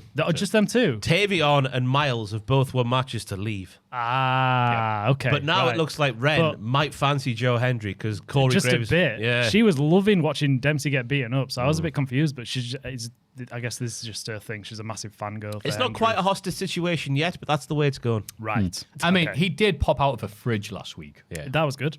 How many men can do that? Yeah, exactly. I'm amazed he could fit in. He's massive. That's a real man, right? That's there. a proper American fridge. Yeah, you go to America and you see the fridge freezers and go, you can live in this. Huge. Yeah. He probably built that fridge as well with his own hands. He built this fridge. He built this fridge, and it's inside. It's cold. That's because it's a fridge. That's how they work. Yeah, it was nice seeing, as you said, Joe Hendry getting to do a bit more variety because there's many people, mostly filthy Americans, who have the opinion that Joe Hendry's one of those guys where the hype dies as soon as he gets in the ring and starts wrestling. How dare you? You got no taste. Be quiet. This was a nice way of going, no, look, I'm a big lad in the Commonwealth Games. Look, let me throw this guy around like he's a caber. And I assume that's what they do in the Commonwealth Games. Actually, it's been a while since I've checked them out. And it was nice to see him. I actually thought at one point, though, this is how dumb I am, and my opinion is worth nothing, that Dempsey might win here because he's better at doing that style of wrestling. I think he's losing everything, isn't he? He's lost bloody everything. He's lost the match. He's lost his friends. He's gonna lose Ren, the cute time that they have together. that she said last week. He's going to lose that soon. I hope he doesn't lose his father. Oh, God. Rio's like, I have no son. Klein Jordan and Lola Vice defeated Fatal Influence. My goodness me. This is a convoluted tale.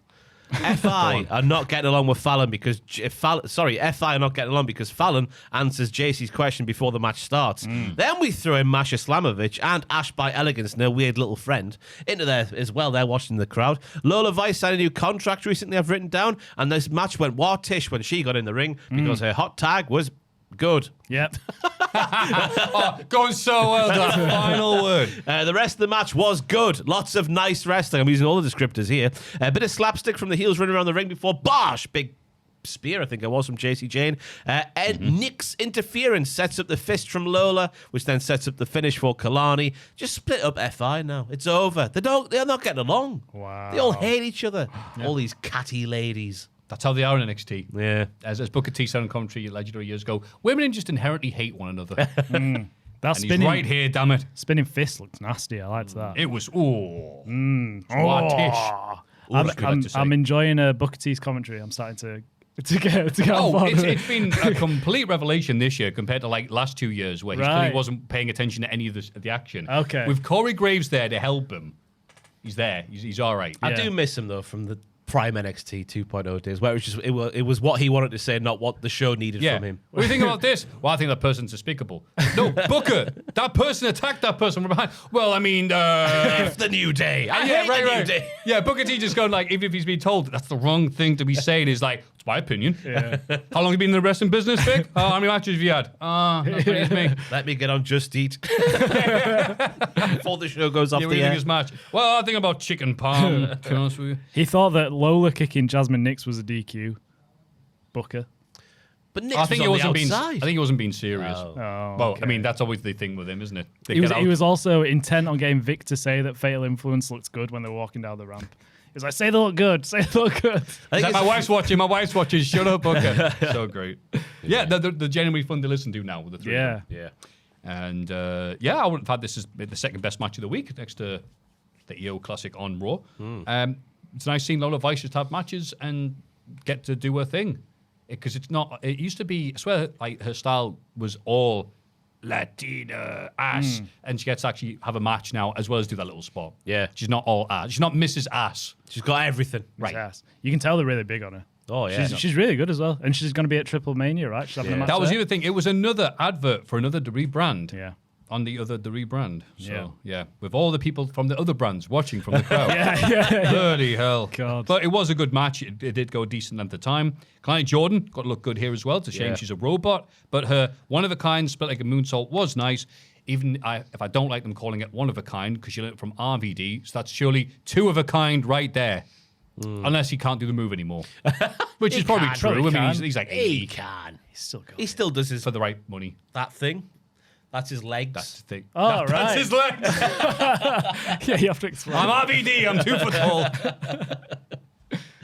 Alba Fire Kendall Gray. After match, NXT North American champion Ethan Page got in the ring and accosted his and Chelsea Green's future opponent, Tavion Heights.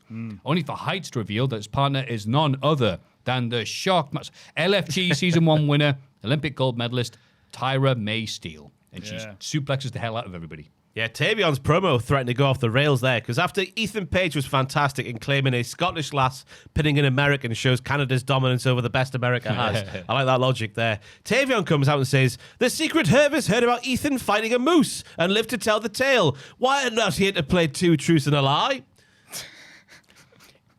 Yep. It was like an LA Knight promo, but if he just rolled a 1 on every sentence. I missed the bit about the moose. I guess it must have been mentioned last week or something. He said Moose because he's Canadian, but there is a wrestler called Moose on the show. Of all the weeks, he could have done it. And I thought Tyra May Steele looked fantastic, especially when she got her hands on that no good, rotten, evil, horrible prick Ethan Page. Is that right, Maffew? I thought Ethan Page looked rather nice. All right. We're doing now, I think. Yeah. I felt really sorry for Kendall because it was a really clean, easy win for Alba, and then Ethan buries her on the mic, and then Tavion comes out and says, "No, this wasn't my pick anyway. She's rubbish." She's relatively new, is what I'd say. Right. This is the first time I'd heard that she was a shooter. I didn't realize she's an actual American wrestler. Yeah. I think they've referenced it a few times, but I've not been paying any attention. Shirley said she had Crap like thing. a 61-0 win record or something. Yeah. It's pretty impressive. Oh. Yeah, I just felt like 61 everyone's just putting her down. I felt a bit Tyra. Tyra. But she looked well exciting. Tyra May Steele. I liked her a lot. Oh, it's a good way to debut someone. Yes. You know, she's not a proper date, you know what I mean? Yeah. But yeah, also just seeing Alba Fyre do her thing as well. It's like, oh, Alba Fyre on NXT. And then they were referencing like she was the last NXT UK and she was NXT Women's. Didn't you look like they unified them, right? Yeah. I forgot all about that. Yeah. I dominate the world. I dominate the world. Remember that theme? No. Doom, doom, doom. It's ECW one back in the day. ICW Oh, that- oh, one. right. Christ alive. The move of the match for me, there was the super kick reversal from Alba off the leaping nothing off the middle rope from Kendall. Timing, fantastic. And I also enjoyed the heels, just how I know The heels. The heels. Just after the segment with the promo, they're going back and forth saying how we're going to deal with this. Peace treaty between America and Canada is the solution. And Ethan Page needs to contact his contact at the Canadian Parliament. Yeah. It's classic heel bollocks.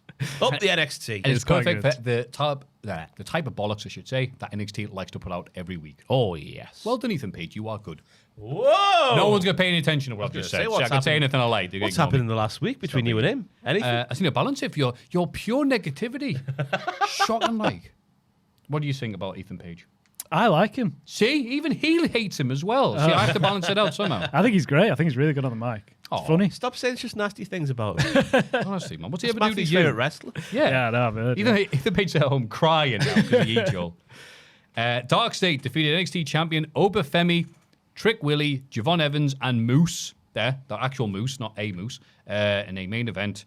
I don't really give a damn about this, but what did you think, Joel? It was fun. Big, chaotic, brawly, fun match. Everyone got some decent offenses. Javon Evans is really fun to watch. I like him a lot. He got a lot of good stuff in there. Loads His hot of good tag was spots. outrageous. Yeah. Yes. His Truly leap outrageous. to the outside, like spooked. I didn't expect him to go all the way over. I was like, it surprised me. You're shocked by that, Yeah.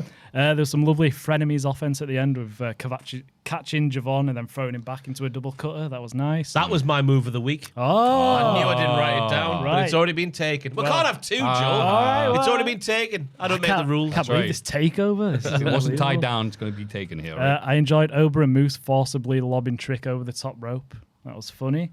Oba's a massive, big lad, isn't he? I love him. He's a great. massive big lad, yeah. And then Trick at the end, the dastardly heel, leaving Javon to get pinned. Aye. Oh, not on that. But the wheels had come off by that point. Yeah. Because I was shocked at how little, how will they coexist was made in the first, 3 quarters of the match. They were all just getting along. And I've also written down here, I was waiting for the moment where they weren't going to coexist anymore, but that didn't come. That's how terror-risky a match against the terrorists of Dark State is. Terror-risky. Terror-risky. That's an expression. That's, yeah. Oh, we're all saying that. Terror-risky. Terror-risky. But then the faces just start hitting their own moves on each other. And then Trick runs away, as Joel says there, leaving Javon to die in Dark State to get a history-making win I've written down for some reason. I'm fed-pilled to the hilt. Hank and Tank, not dressed up this time, come out for a brawl to close the show. Because it was an interesting week for Hank and Tank. It certainly was. They're They were odd. dressed. I don't know. There was no rhyme or reason for this, as far as I can remember. They were dressed up like Sol and Zarya, as Chelsea and the Hervis were looking for Tavion's potential partner at the start of the show. Then later, they're disinfecting the locker room, which had Oba and Javon and Trick and Moose in there because they're racists. What's going on with them? It's like they've run out of stuff for them to do. It's Yeah. like, okay, well, I think they keep on every week to go. Are they going to be serious this week, or are they going to be two silly bastards? And every week it's like they are going a different direction for them. Yeah. Elsewhere, JB and Inamura. I felt bad for JB. He got rattled. you? He got rattled by the chance a bit, didn't he? He lost his trail of thought a little bit. I thought at the start. I of was his going to a promo. bit of acting, but it was because the crowd were merciless. Yeah, they really were. But there's going to be a Philly street fight next week after Inamura pushed JB off the top turnbuckle to the floor, then did a big old bloody splash because that's what Inamura does. And then Jordan Grace with it's one of the worst promo moments in NXT history. She's talking about Blake Monroe being right about her weight comments. She did have self-worth issues, blah, blah, blah, blah, sort herself out.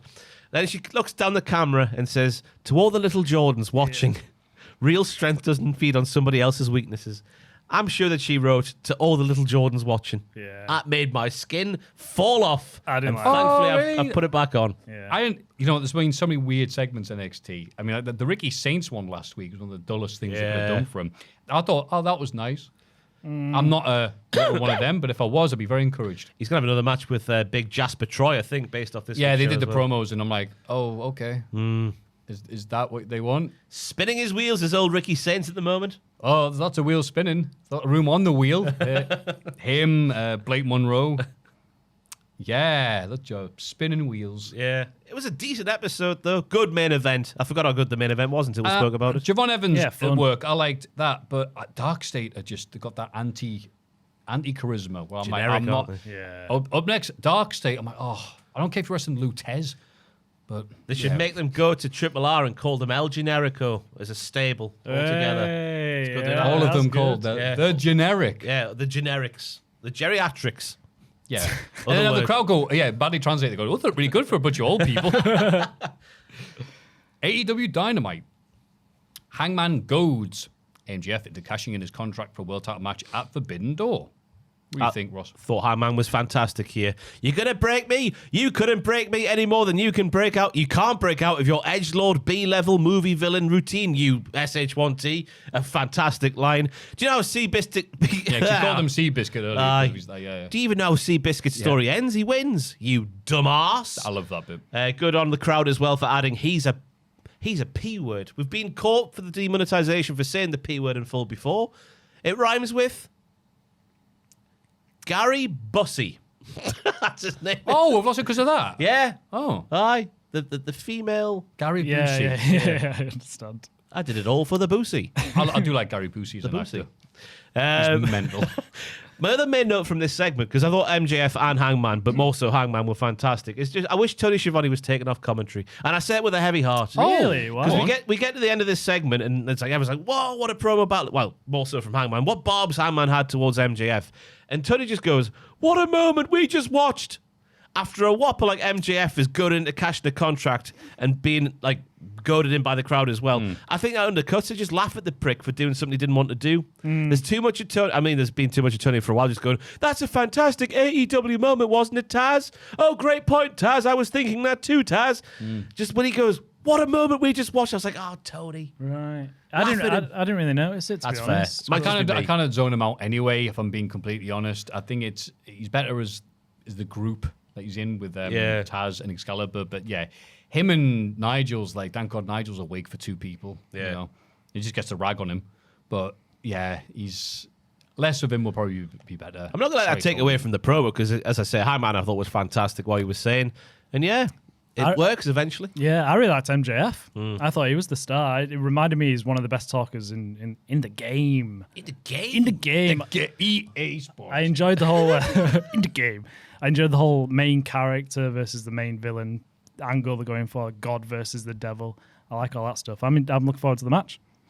Oh, that's good. They're both the contract winners have cashed in for Forbidden Door, aren't they? No. Oh, aye. Whatever. Ah. He looked a bit Athena. stupid, but that's the point, isn't it? Yeah. Getting good to do something he doesn't want to do. Yeah. Yeah. out. Coughing off camera like Sorry. that. I was rolling my eyes to begin because I'm like, here comes MGF. Going to be like, that's right. I'm going to say all this stuff. Ha ha, you're an alcoholic and you're a horse. Blah, ha ha. But Hangman responded like, you're an idiot. Go on then, you big Gary Bussy. If you were wearing face paint, I'd call you a clussy. Yeah. And, Back on that hype again. Yeah, but people are very happy that I brought the concept of that up to the podcast, so I thought I'd do it again just for there's two weirdos at home. And they said, Hangman said, all right, you're so cool and cocky and you're the baddest man alive. All right, why don't you cash in? All right, then fine, I will. And then realizing he had, it's like, oh. Yeah. And I was like, oh, okay, I like it when it's someone against MJF to say stuff against him. If it's just MJF ranting against himself, going, ha ha, I'm going to say the lowest hanging fruit. You're like, all right, I've seen enough of that. But them having that chemistry was good. But I was a bit confused. I assumed MJF was going to obtain a shot for the world title, which I thought he had anyway. It wasn't until this promo going, oh yeah, he hasn't actually got a shot yet, has he? And then he'd lose and then use that shot. But now it's MJF is a dumb person rather than a smart person, which is fine.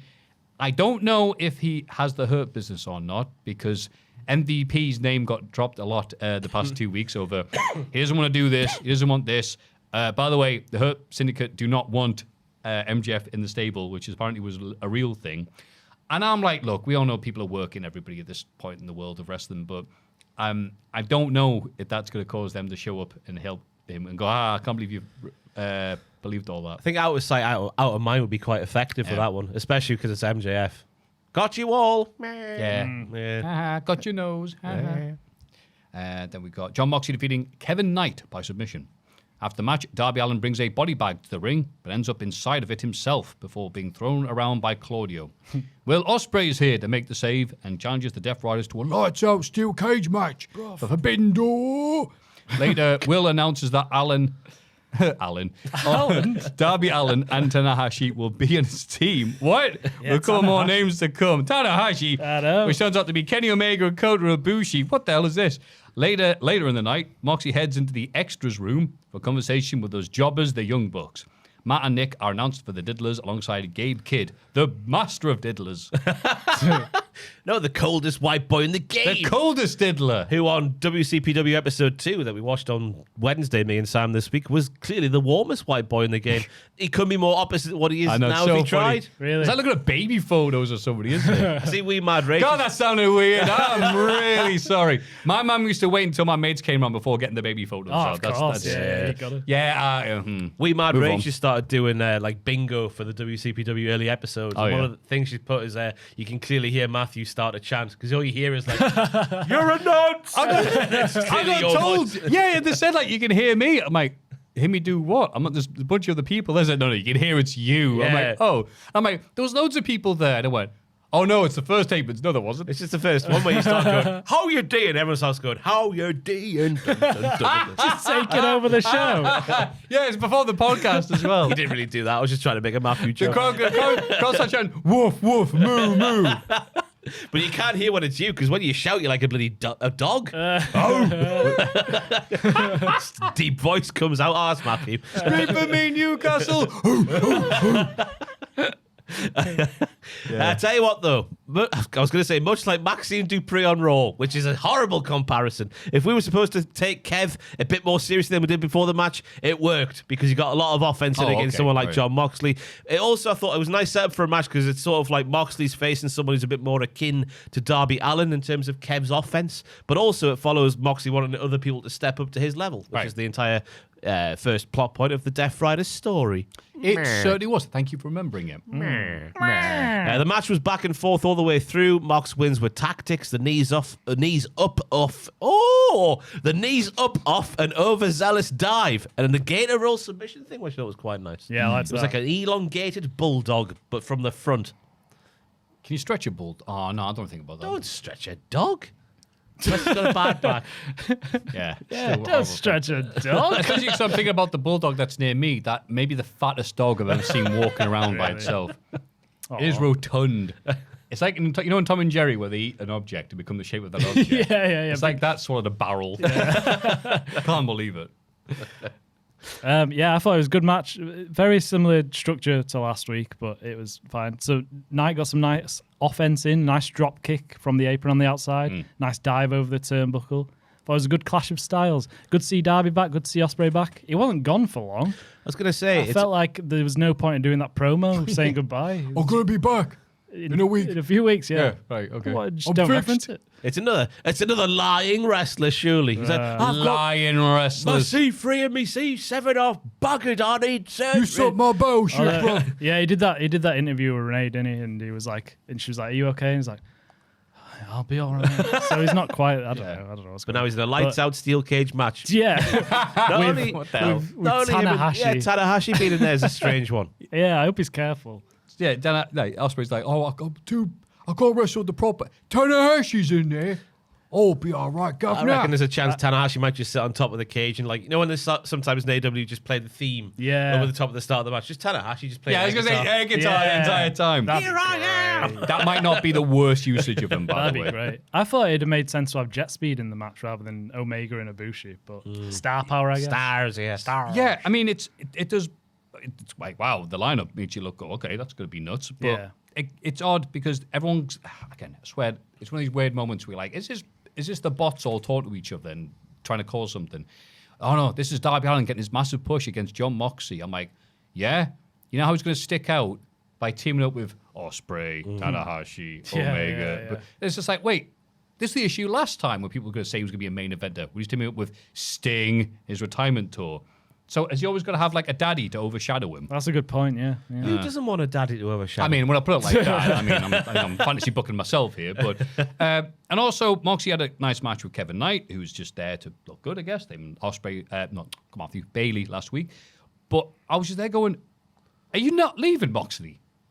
I know. This was a joke a few weeks ago, but I was like, no, you're actually not, are you? No. This would be a perfect time for you just to start off for a bit.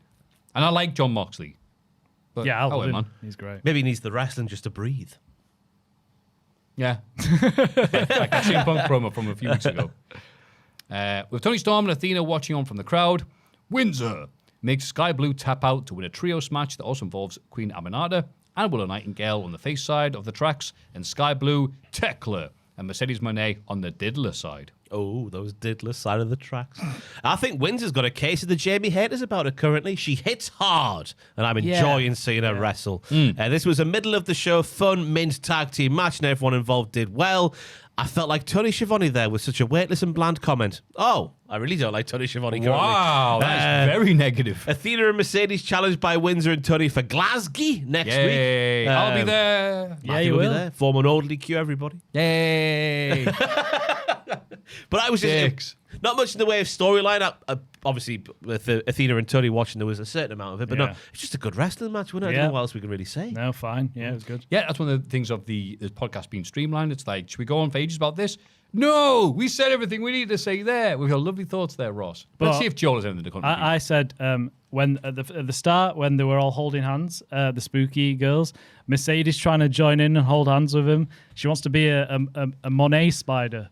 Money spider. Monet spider. Money spider. She was Is a money spider a real thing? Yes.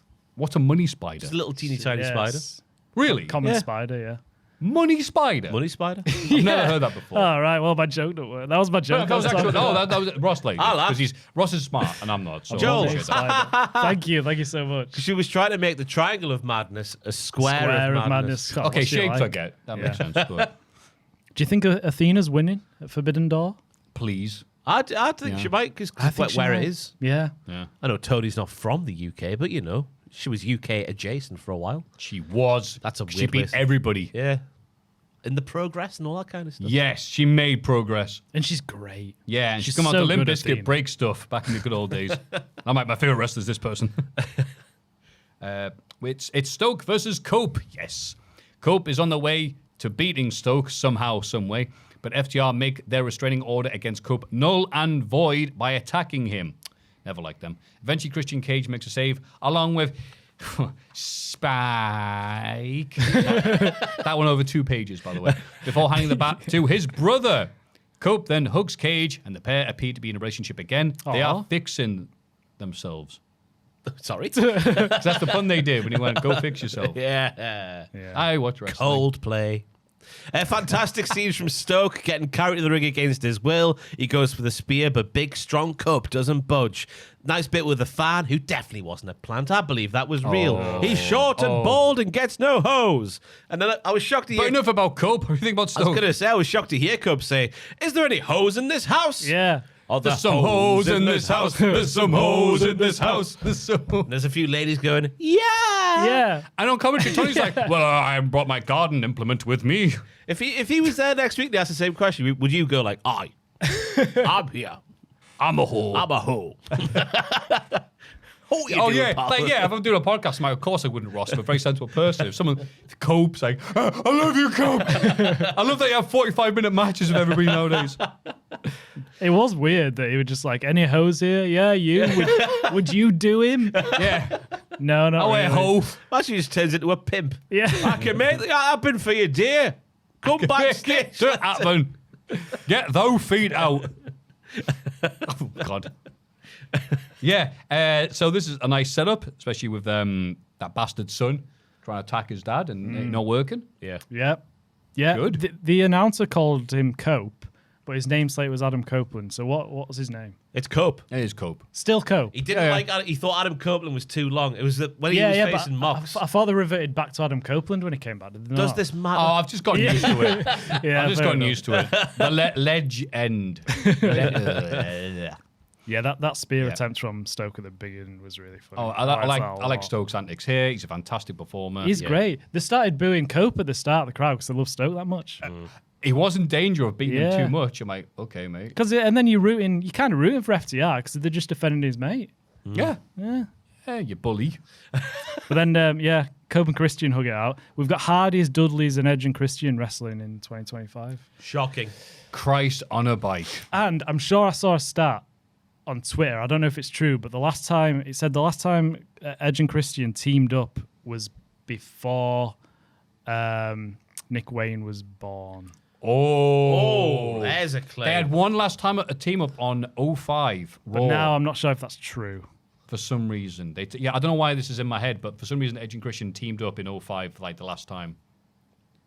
And how old's Nick Wayne? Yeah, how old's Nick Wayne on your PC? Joel and Ross are Googling here in the podcast. Google 20 years. Edging. What date was it? Because he's 20 years old. He was born in 10th of July, 2005. Hang on. Broadcasted shows. Only tag team matches. Submit. Or pin. Oh my God. It'd be Edge back then, wouldn't it? Yep.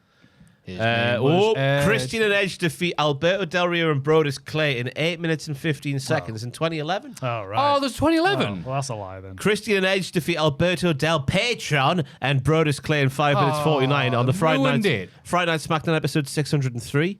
Before that, we need to go on the next page. My goodness me. Wow, clicking twice. No expenses spared. My God. I know. Control. Oh, there Don't we are. remember that 2011 bit. Yeah, before that, we are going back to 2005, March. Christopher Benoit, Esquire. Chris Jericho and Shelton Benjamin defeat Christian Edge and Tyson Tomko. Then we have Edge and Christian defeat Chris Jericho and Shelton Benjamin in 8 minutes and 20 in March 2005. Balls. So if they hadn't done the 2011 thing, they would have been over. Yeah, God. I'm glad that wasn't just me that forgot about the 2011. I had no Brodus idea. and Del Rio. God, that's a thing. Yeah, Brodus was involved in a ladder match somehow, and he took one bump, and then he wasn't seen again until the camera quickly looked at him, and he was bleeding to death on the outside. And people were like, oh, okay. Well, that was interesting. Yeah. Thank you for that. No, yeah. Hiromu Takahashi gets the win for his team, another WCPW legend. He was, in an 8-man wrestle wank. They also featured Brody King, F-Ice, Ishii, and Hologram on the face side of the tracks, and the jobbers, Josh Alexander and Carl Fletcher on the diddlers. It's announced after the match that Takahashi will challenge Fletcher for the TNT title at Forbidden Door. Really enjoyed Young Bucks' entrance this time. Mr. Instant Replay Slick. Mr. Instant Replay Slick Nick joining these guys. Didn't get even mentioned by name. Justin Roberts then gets attacked. I think he deserved it. After reading the thing out verbatim last week, the cheeky scamp. You can't attack an announcer like that. He's been a dick as Justin. I'm glad they said that they've been fined $10,000, but I'm like, but they're still in the match. Say what? This was the male version of the middle in the show fun tag team match, which is to be enjoyed, rather than sort of furthering too many storylines outside of Hiromu getting the shot at Fletcher for Forbidden Door. I disguised that burp really well, then mentioned it. Forbidden Door. Which then negates the point of highlight of the match was Alexander, for me, catching Takahashi in the ropes and then somehow getting him through the ropes and doing a world's strongest slam on the apron in one fell swoop. Yeah, nice. Slick. Very nice. No, this is a good usage of the Young Bucks, just to have them come in, be part of the Wrestle Wank, not overshadow everyone too much, and lose a match. Yeah. Because they're jobbers. That's it. I'm enjoying the humiliation and the fact that they are losing. Was it a kink? Is it Joel? Is that Oh, new for I the podcast? love it. And I like They all hang out before the people accept you. I liked it later on backstage as well when Moxley was looking for partners for the Lights Out match. They were in the extras room with all the other. That's a good touch. I think that's why people don't like you. You've got self-confidence. What do you mean? Nothing. But yeah, this is a good waste of time. In the main event of the evening, the Ops defeated LFI for the 6-man tag match. Bell thingies. That was well said, Maffew. After the bell, Hangman is assaulted in the parking lot by MJF. MJF.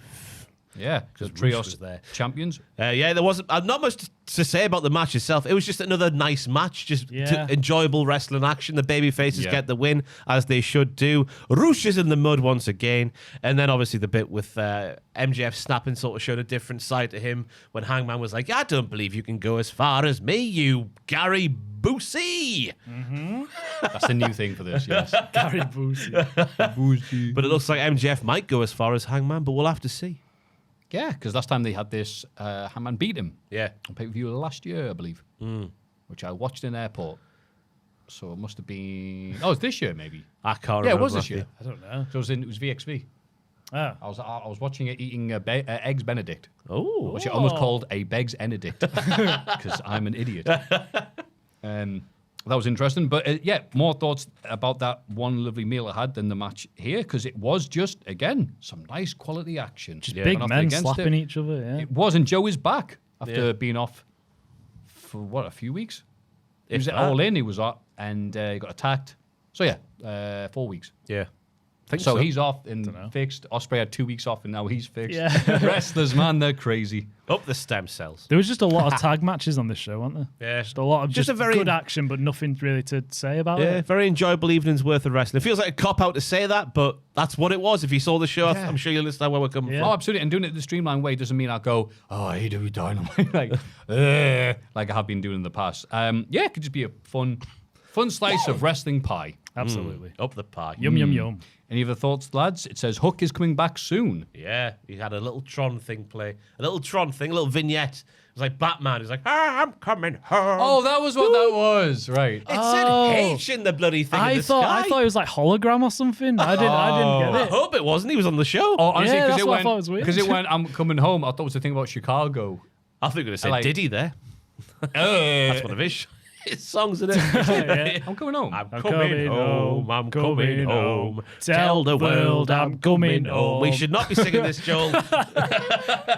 Oh, that song. Thank you. Let the rain wash away all the pain of yesterday. And all the lawsuit. Okada's identified Swerve's knee as a weak point. We're not sure if he's even been cleared.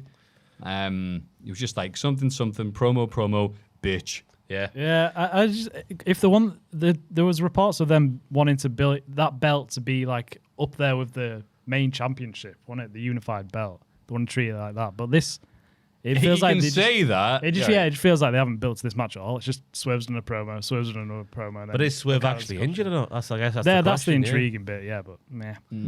Look, I'm sure it'll be a good match. I'm looking forward to the match, yeah, definitely. So, I mean, if they've already got me money, I Fair can enough. see where they're coming from.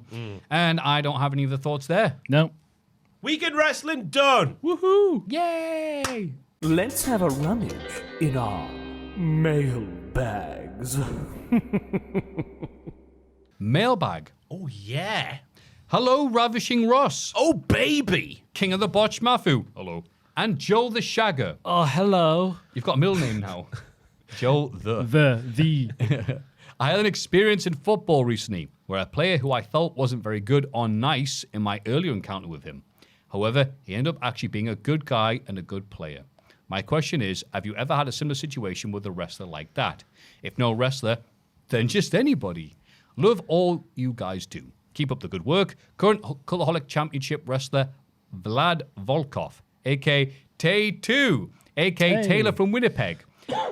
P.S. Unfortunately, this is my last month as a producer. With the $10 so weak, it's just too costly. Thanks. That's not a problem. Bless Thank you for your Vlad. support. Oh, it's funny, actually. I was watching No Way Out 03, and it said Brock Lesnar came out, and somebody had a sign that says, the F8, in brackets, Canadian inflation. That's good. That's good. So, yeah, we get it, pal. Don't worry about it. And your Canadian money is nicely coloured, as the Americans like to point out. What colour is it? It's all like purple and stuff. Is It's- it? Yeah, oh, it's very coloured. We've got a few purple numbers, like 20 quid note. Yeah. Ooh. Can't remember last time I saw one of them. Me neither. Is that the only one? Only purple one? Think so. Yep. 10 is like a brown. Yeah. 50 is like a reddy brown. That's right. 5's a green. 5's a green. 5's a green. This is all educational stuff. There'll be a quiz at the end, by the way, in case you're getting bored. So, in case of a wrestler that you didn't like, or a wrestler was bad to you, I guess?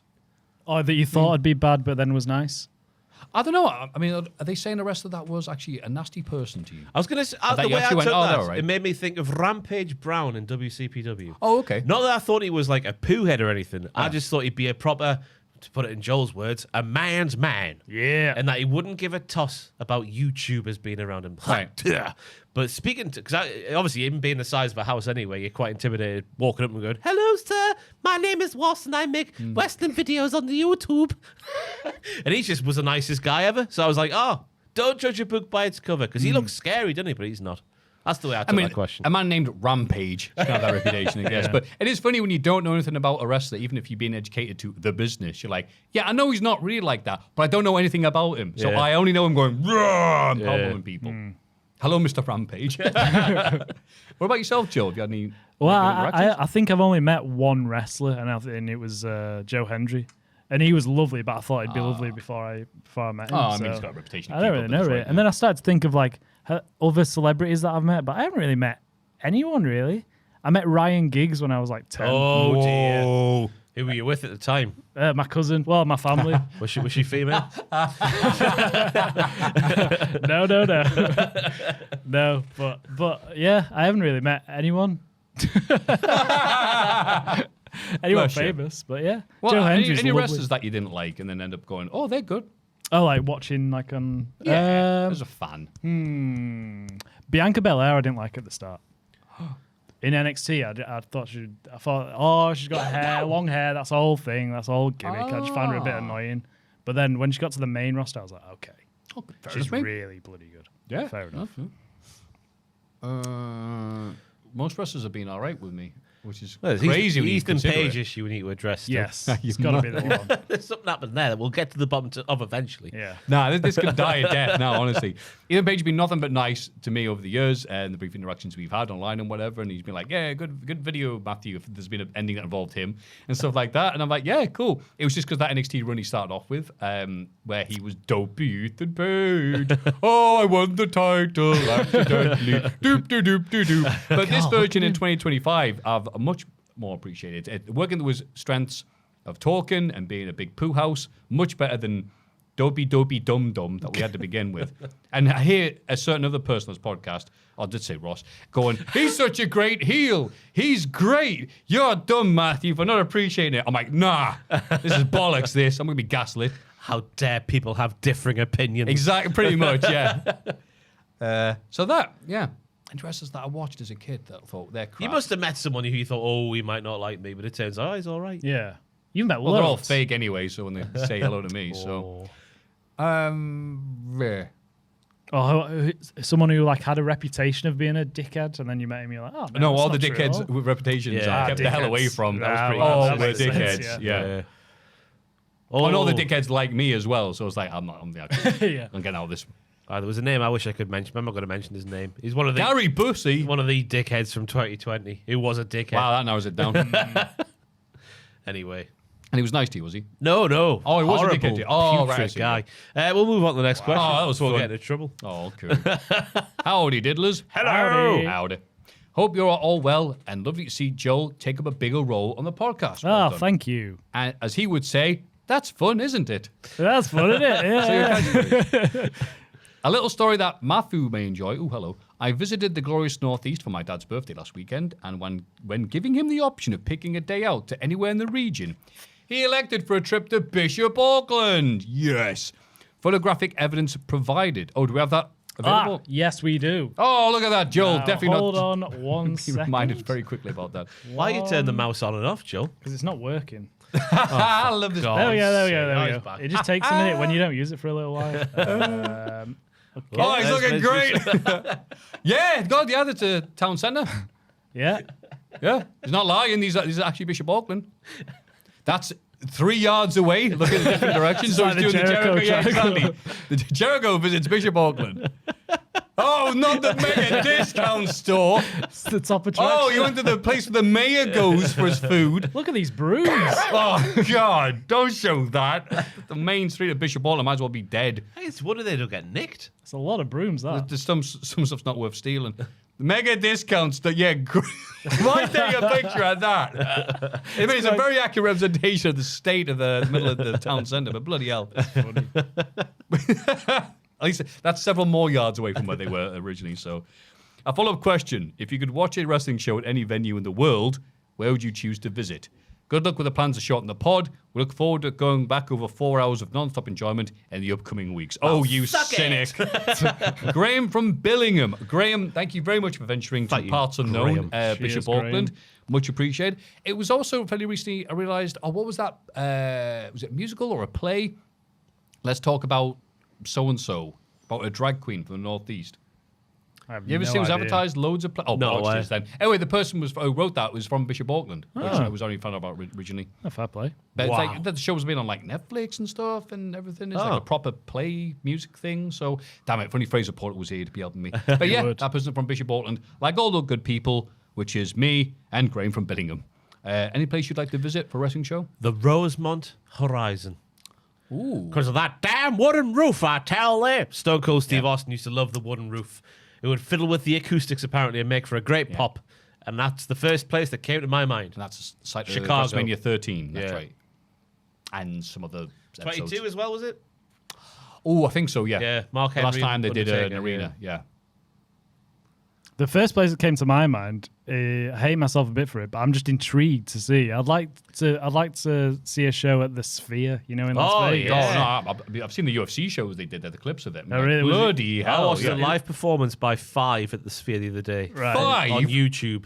It was unbelievable. Five are playing the Sphere. I sat Everyone on plays the the sat on the Sphere. floor in my flat, so I had like the right perspective, because obviously looking up at the TV, just sitting on the floor, it was like, whoa, I'm inside the Sphere. What a show. What do you mean what? So you know the sphere is like a sphere around your head? Yeah. So obviously I'm in a two-dimensional TV kind of thing. Yeah. So to get a better perspective, I laid down on the floor and looked up. What a show it was. Turned the lights off. It was great. It felt like I was there. Yeah, fair. This is when, your wife-to-be walked in. No, she was with me. Laid down next to you. Yeah. It's like we're at the Sphere. Saved me an F there. Yeah, absolutely. That's such a great way of fixing that. I really approve. I am really intrigued to I'd love to go to a show there. I bet it'd be incredible. Yeah, you need to, win the lottery to do so, but I mean, still, it looks like you get your money's worth. Yeah. I'd like to go to a show at that one Japanese venue that's got that stained glass window. You need Tubman. Yeah, I don't know what you're talking about. You can take me there on his bike. It's Dragon Gate and a few Yoshi companies wrestle there, and it looks like the hard cam set there, and there's a beautiful stained glass window. I don't know how to describe it, and you're just like, wow. You see the photos and videos, you're just like, this looks like you're in a church. Yeah, that would be not cool. a church. That would be cool. sacrilegious. Sacre bleu. I saw a gig like an old renovated church last year. It was great. So cool. Oh, so renovated church? Well, just it's not a church anymore. It used to be a church. Ah. But then they've turned it in, they put a bar in and stuff. A bar in a It church? was nice. Yeah. There's one in She's just beat Gosford, up the isn't shopkeepers for less than that. Yeah. My brother got married in a church that wasn't a church anymore, so they put a bar in there and stuff as well. It's nice. Wow. Yeah. Is it worth going to hell for? Oh, I think so, yeah. Oh, okay. I mean, For one good night, yeah. that could be the review in the poster. Lovely. Yeah. Oh, yeah. Rise and Leeds used to do events at bloody the churches there because they seem to go through not Rise. The other one. Tidal. Sorry. Tidal, I think between the pair of them, they're running every place that's got a roof on in Leeds because Leeds is weird. Oh, it's all right. It is. But if you're hosting the show, I think you have to be prepared to move every time you put it on. That got weird. How's it hanging, diddlers? I've been a subscriber to Cultaholic for a few years now. Sorry, thank you for answering that, Ross. After getting into wrestling in 2021, I know I am judging me too. We are judging you. But I've only in the last few months started listening to the podcast. What? I'm not really much of a podcast person. Oh, that makes sense. However, you guys have got me listening to the podcast religiously. So not at church then. I even recently watched the first few... No, don't do this. Don't do that. Please, God, don't do Jesus this. Christ. See the first few podcasts, see how it started. Gave me a great laugh over how awkward you all are. And that's the only reason to watch these. Joel deserves credit for joining the main table so smoothly and effortlessly. Oh, Well thank you done, very mate. much. That's very nice. I have two questions. One podcast related, one wrestling related. One, what are your favorite Hall of Fame picks? It doesn't have to be winners. Oh, My genes, obviously. Just the fact I was getting clothes in there, left, right, and centre at the start of the podcast. That shows the Kavorka of Ross. It really shows, yeah. that is a good sign you're doing things right. I nominate my sock. Oh, 99% of the votes go to Ross again. Like, yep, I'm all right. You? I think I've got a favourite Hall of Fame pick. there's too many to Oh, choose. the wee fat dog. Because that is one of the little things in life that get me going. Yeah, fat dogs. The little fat dog. Tubman in Japan. Was that a Hall of Fame? Yeah. Did you nominate that one? No, I wasn't on it then. Oh, no, I was behind the camera, but someone else. How many have you got? Only just the one? Or is it multiple? That I've won? Yeah. I think just one. But I'm on it a few times.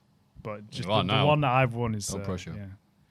Yeah, Tubman in Japan was a good bit. What a how can we time. reduce down the podcast? We don't know. Anyway, his 10 minutes was ragging on Tubman. They on were his some bicycle. great segments. I love them. And Ross and his zero eyesight going, what's that? Come dragon.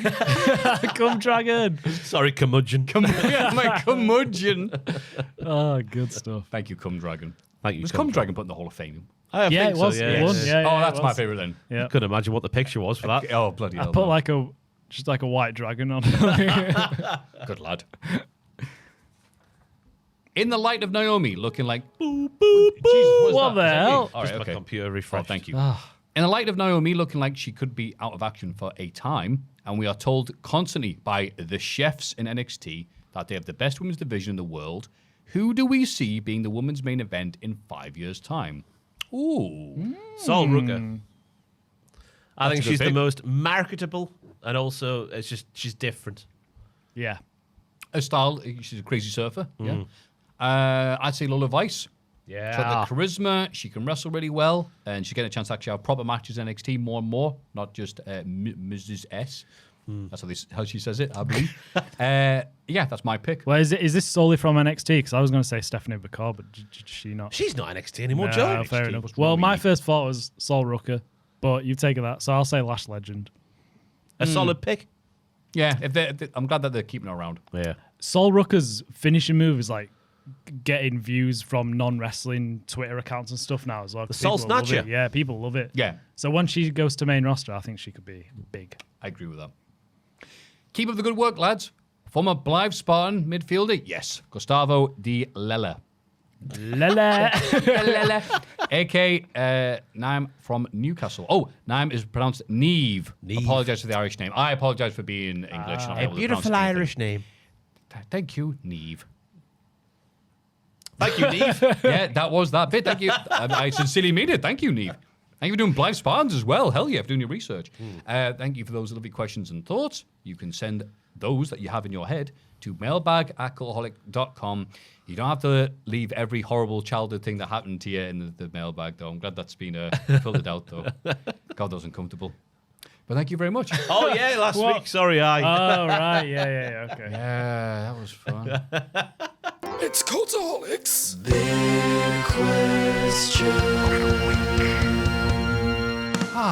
The big question time. That's now so at the end. big. So big. So big. It's the biggest question I've ever seen. My God. Run! It's Godzilla. No, it's just the big question It's of the a week. big question. Still, we should run like it is Godzilla. What's next for Karrion Kross? Where's he going to go? Where's he going to go? That's it. I don't know. That's not an answer. You need to nail your flag to the map. It's really confusing because I was sure that this was all a work, and then these past couple of days, it's just been like, it feels more real now. And now Yeah, I'm we sent starting. the Errol Hawani, who But is, he's yeah. in fairness, in bed with WWE. Yeah, Has been for a while. yeah. I know that paints a lovely picture, but Very cozy. So I'm gonna stand by my original thoughts and say he's gonna still be in WWE. I'm gonna say he's still gonna be. He's gonna go wrestling back. there. Yeah, I they're gonna re-sign him. I agree. I think Really? eventually he will go back because I don't see him go to AEW. Obviously, he can't go to Impact now the way that's structured. So yeah, I think eventually he'll be king of the indies for a little bit. I reckon because I reckon he's got that kind of Kavorka, that kind of pull. He can market himself very well, so he'll be able to promote matches very well, which will he's really good on Twitter. He can say now. exactly get the eyes of the world on him. But I think ultimately he will go back.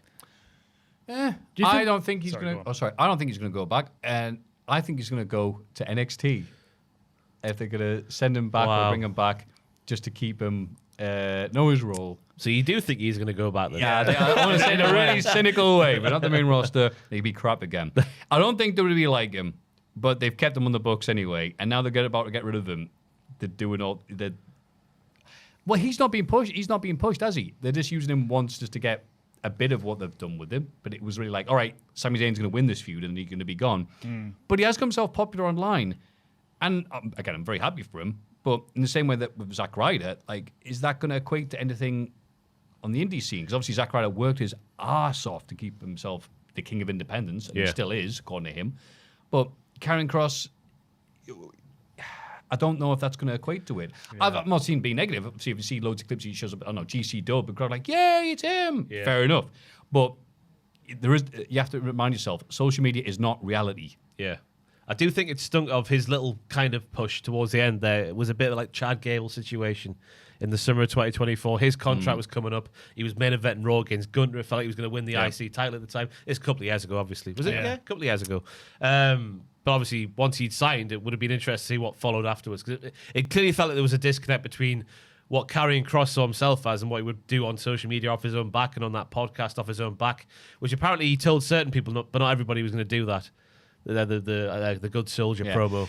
Yeah, and it's also weird. Wait, you could have shoot promo and you were still in WWE. That was all real. And they're getting rid of you. I don't know, man. If I came here and went, Ross, you stink. I hate your podcast. You smell.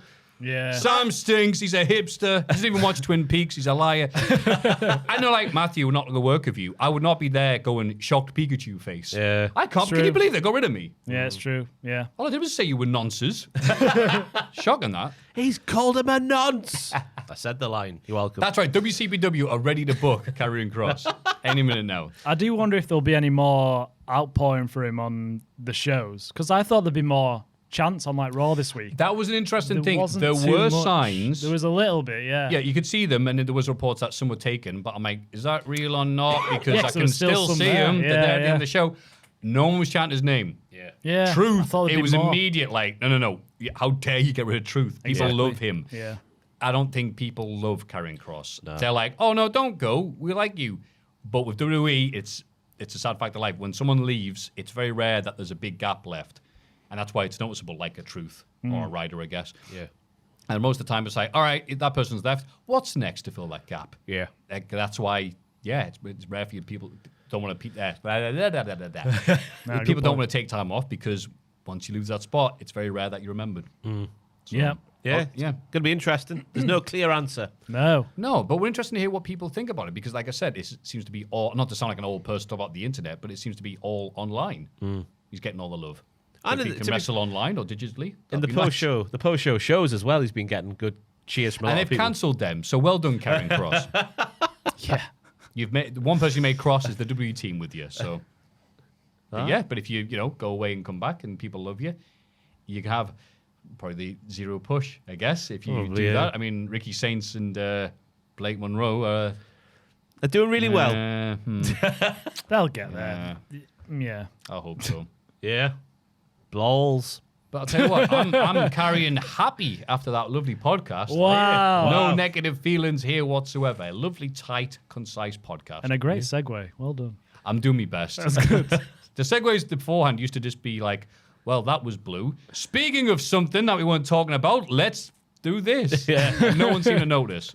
It's not as bad as mine and Miller's back in the WCPW days. What were they like? Do you remember? Props. They Just were props just- and talk about nothing to do with the wrestling. Anyway, let's end the podcast. Oh, Let's okay. go. Then, well, before I do that, Ross, what have you got for us to chew on until next week? Not too.